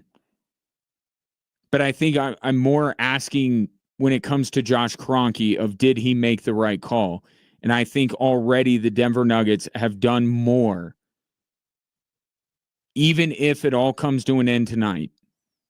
I think they have done more than I was expecting them to going into the last 3 games of the regular season. So I think in some ways, Josh Kroenke can feel a little bit vindicated that he made the right move. Now, his work's not done yet because now he has to decide if David Edelman's the right guy to continually bring this out of the Denver Nuggets, or is it somebody else? And he needs, more than anything, a general manager that can figure out a way to get this team to advance further next year. But I think the first step that he took, even though it shocked the entire basketball world at the time, I think you look back and say it was the right call. Don't know that the Nuggets, it would look like this to this point if Michael Malone wouldn't have been the head coach. They might have bowed out in the first round. And then story number 3 today is the Broncos schedule in full has been released. My overall thoughts, not too shabby. Not a lot of weeks where they have a great rest disadvantage. They go to London, which you always look, okay, what are they doing after London? Well, they play the Giants when they get back. All right. Pretty soft landing spot after playing in London. I think I look at with the biggest game on this schedule being week 11 against Kansas City. I think the schedule makers did the Broncos a big favor. Not that they put Kansas City in any type of bind or anything, but I look at the way the schedule sets up and they get their Thursday night game the week before. So they will have extra time to rest and get ready for playing Kansas City at home, and they have the bye week on the other side of it. So they can empty the tank against Kansas City. They don't need to worry about Washington. They have a whole bye week to game plan for Jaden Daniels. I think this schedule makers have given the Denver Broncos a great opportunity to back up Sean Payton's claims about where the Denver Broncos are in comparison to Kansas City or how they would fare against Kansas City. And then they have a manageable start to the season. I don't think they'll win all 4 games to start the year, but home against Tennessee, at Indy, at Chargers, home on Monday night against the Bengals. That's a manageable first month of the season that if the Broncos are right, they could have a really good first month. And then we know Sean Payton teams start to really get going in the middle part of the season. And then the Broncos, who I think will have nothing clinched 4 weeks out from the end of the regular season, they have 3 of their last 4 games at home.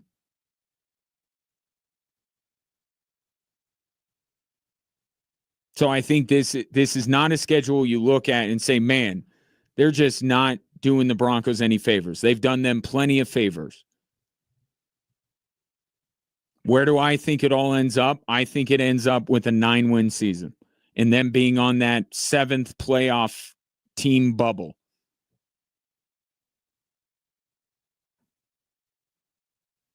I'll take your thoughts. Doesn't have to be the record, but you can send it in. We're looking for, got a text in. Somebody has 10 wins. Can I get 11? Does any Broncos fan have your team at 11 wins, or does anybody have the Broncos with fewer than the 9 I have? That or just the games you're most looking forward to. 719-247-1313.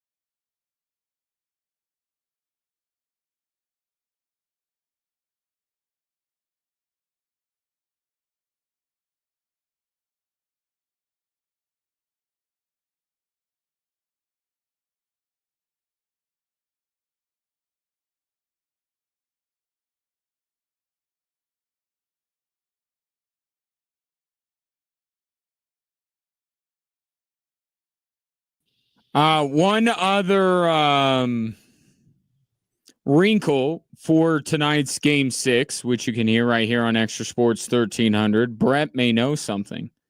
Says, it's a Game 6. It's about time for Jamal Murray to claim that he is sick or tweak his ankle. Breaking news. Jamal Murray questionable for Game 6 due to an illness. Jamal Murray questionable with an illness tonight. Now, the reason why I haven't brought it up until now is because Brett's text is a perfect segue, and I never spoil a perfect segue. And B, he's playing, right? Like, it's not even a question. He's going to play. Now, what do you get out of that? Is this that you can't expect Jamal Murray to play well, or is this absolutely where we get one of these signature Jamal Murray moments? Because we see him, especially with injuries, that in the playoffs, he'll have these games and we'll go, my goodness, what a warrior that guy is. And I'm not saying that to be glib or saying that, but we do have those, right? I'm not doubting. In fact, one of my big problems with Jamal Murray has been how often he is ill or injured, but he does try to play through it in the postseason.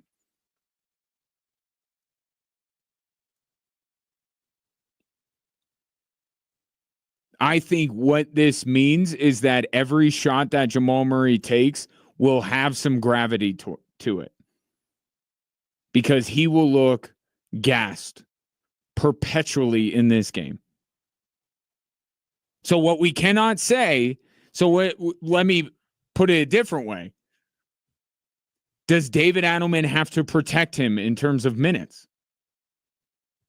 If the Denver Nuggets lose this game and Jamal Murray looks tired at the end of the game, are people going to come after David Adelman? That you, in an elimination game, in a Game 6, you can't play an ill Jamal Murray as many minutes as David Adelman did. That'll be the ultimate litmus test. Because in a Game 5, I think a lot of the people who are criticizing David Adelman were doing it with the idea of, you still had the safety net of, if you lost that game, you still have a Game 6.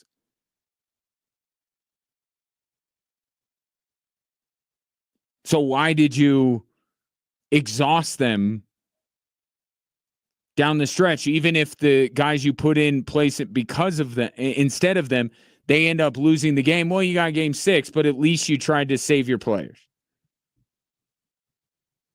Is there that sentiment tonight? Because I promise you, Jamal Murray is going to look gassed in this game. I'll tell you, beyond what he produces on the court, I am telling you, Jamal Murray is going to look perpetually exhausted. He's whatever he's going through, he's not great at masking it.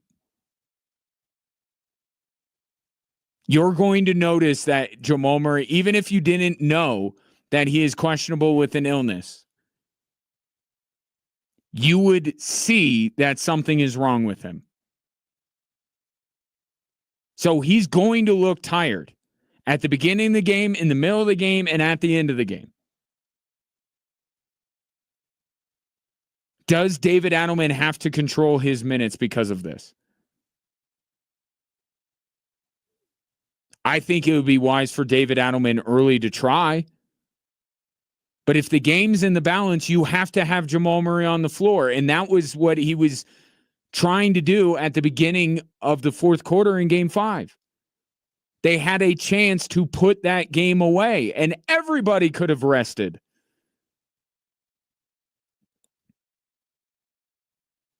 Now, David Adelman said he was going to look at the tape. If it was fatigue that cost them that game, he was going to look at it. But when the game's in the balance, whether he looks gassed or not, Jamal Murray has to be on the floor.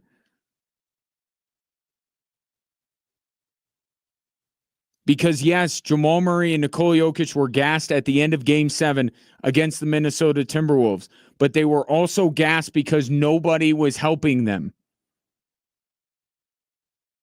It wasn't just the minutes that they had accumulated over the series and over the season. It was the fact that they had to do everything to try and keep the Denver Nuggets in that game or keep from losing that lead that they had.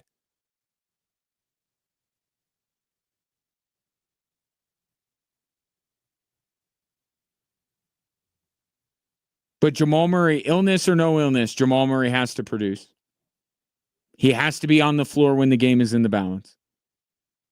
Maybe David Adelman can steal him a couple minutes of rest early on in this game, but that's where the start comes into play. The Nuggets have got to get off to a better start.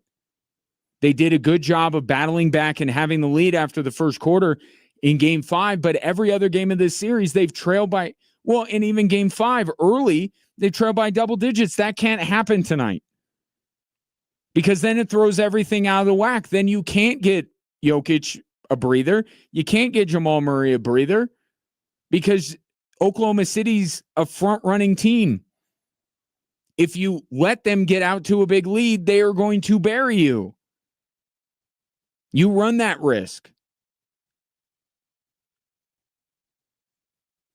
So if the Nuggets get out to a good start tonight, which they should because of the desperation level, then maybe you get Jokic and Murray a couple extra minutes to rest. But if they don't start off well, then it throws everything out of whack. Because even though I think that the Denver Nuggets will get an unlikely hero tonight and will win this game, there's my prediction for you. I do think we're going to a Game 7. It still starts with Murray and Jokic. And historically, elimination games, you have gotten very good performances from Nikola Jokic and Jamal Murray. To wit, Nikola Jokic in elimination games is averaging 27, 13, and 7. 6.5 if you want to be exact about it. Jamal Murray is averaging 29 points in elimination games. They get those two guys doing their thing. And even with this illness, and maybe it could be a bit of gamesmanship, right? Backs up against the wall, try everything. But if Jamal Murray is really ill and he has to be in the torture chamber tonight, he's going to be gassed. But where are you supposed to go if given the options that David Adelman has had? He'll play. I think he'll produce. He may not have a bubble Jamal type game tonight, but I think he'll be impactful because in his history, he has been very impactful with the Nuggets backs up against the wall. But if he is less than 100%, if he's not feeling quite himself, all the more reason why everybody, and maybe that's what this is about. Maybe David Adelman watched the Celtics-Knicks game just like I did and saw how inspired the Celtics played last night and how many players that don't normally do much for the Boston Celtics stepped up in a big way to help keep their season alive. Maybe that's what this is about. Maybe this is David Adelman making one of his star players questionable to get the other guys in the locker room to say, it's got to be me tonight. I gotta do my part. I'm sure David Adelman will be asked after the game. And perhaps you'll hear a little bit more about that in the pregame show tonight with Mark Bertinoli and Jason Kosmicki. That starts at the top of the hour, 6 o'clock. For now, I'll take your thoughts on Game 6 tonight. Will we have a game 7? I say yes. No reason for me to abandon ship now. I had Thunder in 7. I think the Nuggets win tonight, and then we'll see how tonight goes and make our predictions for game 7. But I don't think it ends here tonight for the Denver Nuggets. Take your thoughts on that and your thoughts on the Broncos or the NFL schedule as a whole as it has been released. 719-247-1313.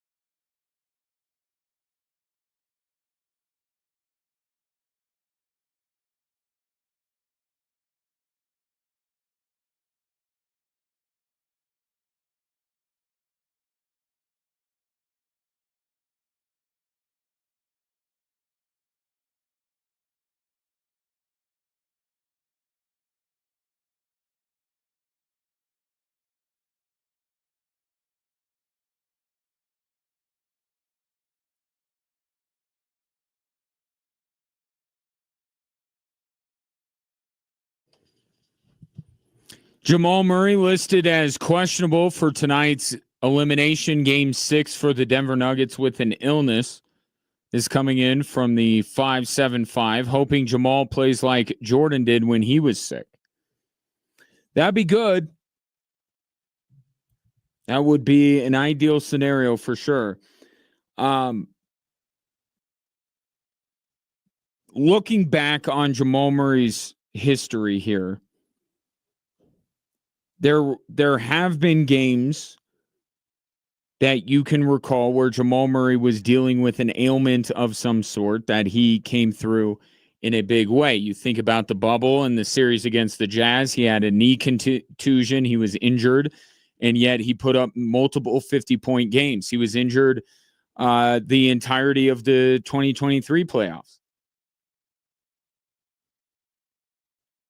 And we know how good he was there. But this is something as this season kind of coming full circle, perhaps here at the very end. What was the big question? What was one of the big questions about this Nuggets team? And it was based on what both Calvin Booth and Michael Malone said at the end of season press conference last year, which was, I think, they agreed on two things. They agreed that Nikola Jokic is amazing, and they agreed that Jamal Murray needs to work a little bit harder for when it comes to injury prevention, injury recovery, and needs to, and I don't think they said it explicitly, but the idea of playing through some stuff, being available, being out there, and still being able to perform. And here we are. Nuggets season on the brink, and Jamal Murray has an ailment. I think he plays, but that's the first thing. He's got to get out there. Sorry that this is not, the Cavs early on in their Pacers series. And if there's any example of how that will backfire on you, look at what happened to the Cavs. Right? Cavs, abundance of caution, didn't push it, whatever the case may be, fell behind to the Pacers, and now they're eliminated. Jamal Murray's got to play. He's got to try. That's first and foremost. But beyond that, he's got to contribute. Because I'm talking about who's going to be the third, fourth, fifth guy to chip in tonight. Well, it all comes undone if they don't at least have Jokic and Murray.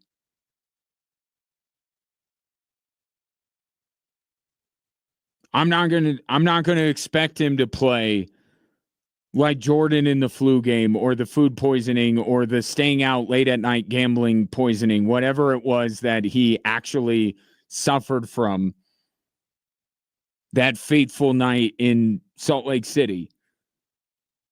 I'm not asking Jamal Murray to score 50. He doesn't even need to necessarily have the game 4 that he had against the Clippers. He's got to produce. He's got to produce for 4 quarters. That was the issue. He was just fine through 3 quarters the other night. And then he, like everyone not named Nikola Jokic, just completely went away in the 4th quarter. He's got to find a way. And look, if he does, I'll be the first one to tout Jamal Murray playing through it and keeping the Nuggets season alive. But you look at what's going on elsewhere on that team. I know everyone doesn't want to see Michael Porter out there anymore, but the guy is going through way more than Jamal Murray is, and he's out there and he's trying. Jamal Murray's got an illness. I don't want to minimize it, okay? Because if I get even a little bit sick, I am the most insufferable person to be around, and you better not ask me to do anything.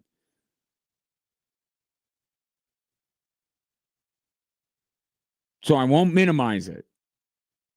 But I promise you, whatever he's dealing with is less than what Michael Porter's been dealing with. So he should look to his teammate and see what Michael Porter is doing on a night-to-night basis and say, I got to tough it out and I got to contribute. And if he does tonight, it'll probably be the biggest story.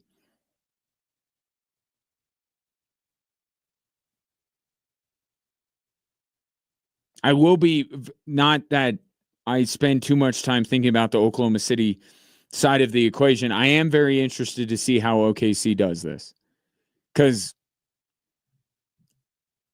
they made light work of Memphis in a series that Ja Morant was not available at the end of. Last year, they made light work of New Orleans, who did not have Zion. They lost to the Mavericks last year.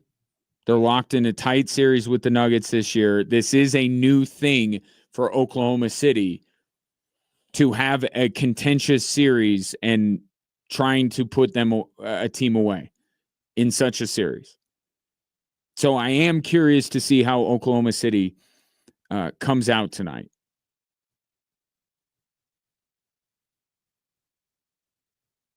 But this one's on Denver. They should win this game, and they should be able to jump out to a good lead and control much of this game. They should. And then game 7 is going to be its own thing, right? Desperation level will be up for both teams. The scene shifts, all that kind of stuff. But tonight, the Nuggets really need to take it to Oklahoma City.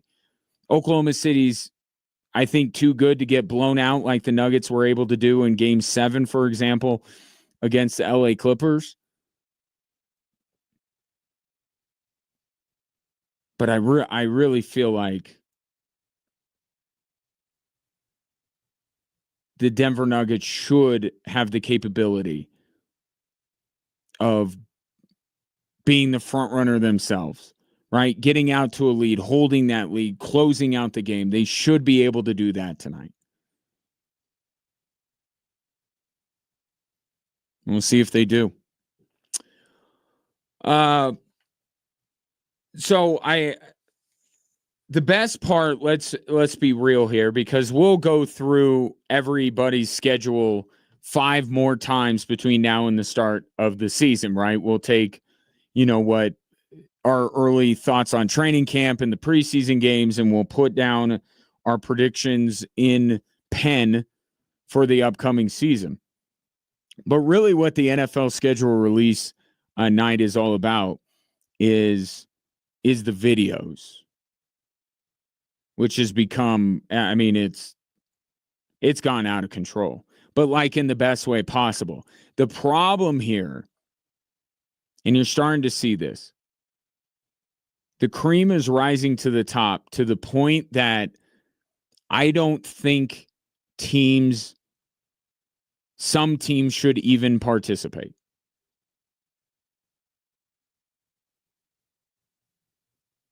And because I am nothing if not fair, one of the worst schedule release videos last night was that of the Kansas City Chiefs. And perhaps somebody could dive into this. Maybe there's a direct correlation between how good your organization is and how bad your schedule release videos are. Because right now there are 2 teams that reign supreme in this space. They just don't miss. And it's the Tennessee Titans and the LA Chargers. And I know the Chargers have Harbaugh now, so they're not quite the punching bag or the punchline that they used to be, but there are still some holdovers from a previous regime. I don't think Jim Harbaugh came in and paid too much attention to the social media department for the LA Chargers. There might actually be a correlation. I'm going to dig into this tonight, and I'll report back to you because I'm sure you're waiting with bated breath here. I think there's a direct correlation between how good your team is and how good your schedule release video is, because it seems like the teams that are the worst on the football field are the best on social media. Case in point, the best video ever. And will never, it has been duplicated, it has been copied, but it will never be as good as when the Titans went out on whatever that street is. Nashville is not my town. So whatever street that is, Main Street, I don't know, where all the bachelorettes go on all their bachelorette parties, and they ask random people about the schedule release. That's the best one ever, and no one will ever top it. I'm sorry. No one ever will. But the Chargers are really good. And they did a Minecraft one that really brought together the Kaufman family. I enjoyed it because of the little, like, Timberwolves Brazil. If you know about that, if you're deep into NBA Twitter, you'll know Timberwolves Brazil. And then they had the banner for the Minnesota Wild. They're like 6-time Western Conference quarterfinalists or something like that. Like the Easter eggs that are in the Titans are just funny. And this year they did a parody of one of those prescription. They called it Schedule Rizzy, I think. And then when they did the part where they listed the side effects, they tied a side effect to a specific game. And I think the Chiefs game that the Titans play is like either vomiting or upset stomach. I think it was vomiting. And there were other ones. It was really good, but there's not much to get. Right? It's not subversive. There are no Easter eggs. It is what it is. Like the Titans, they asked a bunch of people that know nothing about football who these teams are, and their answers are hilarious. And they did what Shane Gillis did on Saturday Night Live a few weeks ago. It's not especially the highest level of humor, but everyone can get it. And that's why Shane Gillis is very popular, because there's not much to get. It's not a thinking man's joke. It's just funny. Couple of beers. It's hysterical. But the Chargers, you gotta watch it, and you gotta watch it over and over, and you'll pick up on other things. So the Chargers did a great job once again. So Chargers, Titans, they are the reigning champs and continue to be. Now, 2 other takeaways from the videos. Whoa, by the way, I got sidetracked. Chiefs was terrible because they did Cash Cab. Does anyone care about Cash Cab? Is that even on the air anymore? So they got actors. These were not real people. They were actors into the Cash Cab with the Cash Cab guy, and he's asking them questions. It was the worst one. It was the worst one by far. It's terrible. Clearly, the Chiefs are spending much more time worrying about how to win on the field than they are on social media, because they're terrible at social media. So they might have been the worst one. The Broncos, I'll say this. It was better. The Broncos, and I'm so like, who would I describe him? Who's somebody that keeps popping up all the time? And you could probably name it. Maybe Timothy Chalamet is going to end up like where you're just like, okay, I get it. The Broncos' over-reliance on Peyton Manning for things is I'm getting there where I'm like, all right, enough. We get it. Peyton Manning loves you. You get Peyton Manning. He's kind of funny. I thought the Broncos video this year was their best. They did mutton busting. Mark Johnson, voice of the CU Buffs, very on brand for him to be called mutton busting. But they had little Easter eggs. They had the kids wearing the decals of the opponents. They're all, of course, falling off of the mutton that they were trying to bust. But the best part is when the kid that was wearing the Giants helmet tries to hang on to the sheep, falls off, and Mark Johnson says, "That's a giant mistake. He's going to regret that." Who do you think that was referring to? Maybe the quarterback of the New York Giants? Not Jackson Dart, the other one. No, not Jameis Winston, the other one. That was good. That's what you need to do. You need to flame your opponents. Take no mercy. You know who is the best one, though? The best one, they tried to erase it from history, but it'll never be forgotten. The Indianapolis Colts, out of nowhere. Out of nowhere. The Titans, Chargers were anticipating theirs. How good is that going to be? Look to the Broncos, some of the other ones. The Colts, out of nowhere, put up the most hysterical Minecraft schedule release video. Better. It was actually better than the Chargers. Why? Because it was more irreverent. They showed a party bus in Nashville with the guys. What are the villagers? Is that what they're called? Like they have the big noses. Like, and it was them, but they were in Nashville, like poking fun at all the bachelorette parties that go down to Nashville, and one of them's throwing up on the bus, and the bus hits Will Levis. And at the very beginning, because their week one opponent is the Dolphins, the Dolphin is getting arrested by the Coast Guard. But Tyreek Hill, even Tyreek Hill himself, took to social media to compliment the Colts. That's what you got to do. That's what makes the good videos. You just got to poke fun at all of your opponents. It's social media. You know, I got into a conversation with somebody yesterday about this very topic. And what happened was, I think it was Minnesota United in MLS beats Inter Miami, you know, Lionel Messi's team. And Inter Miami sometimes wears pink jerseys. So Minnesota United tweets out Pink Phony Club, which is based off of Chappell Roan's very popular song, Pink Pony Club. If I've lost you, I'm sorry. I'm just catching up on a lot of this stuff. But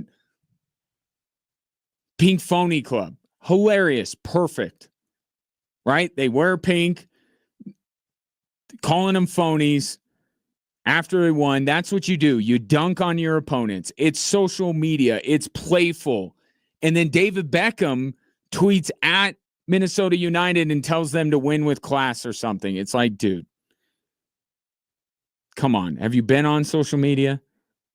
You can do a lot worse than that. Photoshop exists, okay? They could do some heinous, horrible things. Pink Phony Club is pretty good.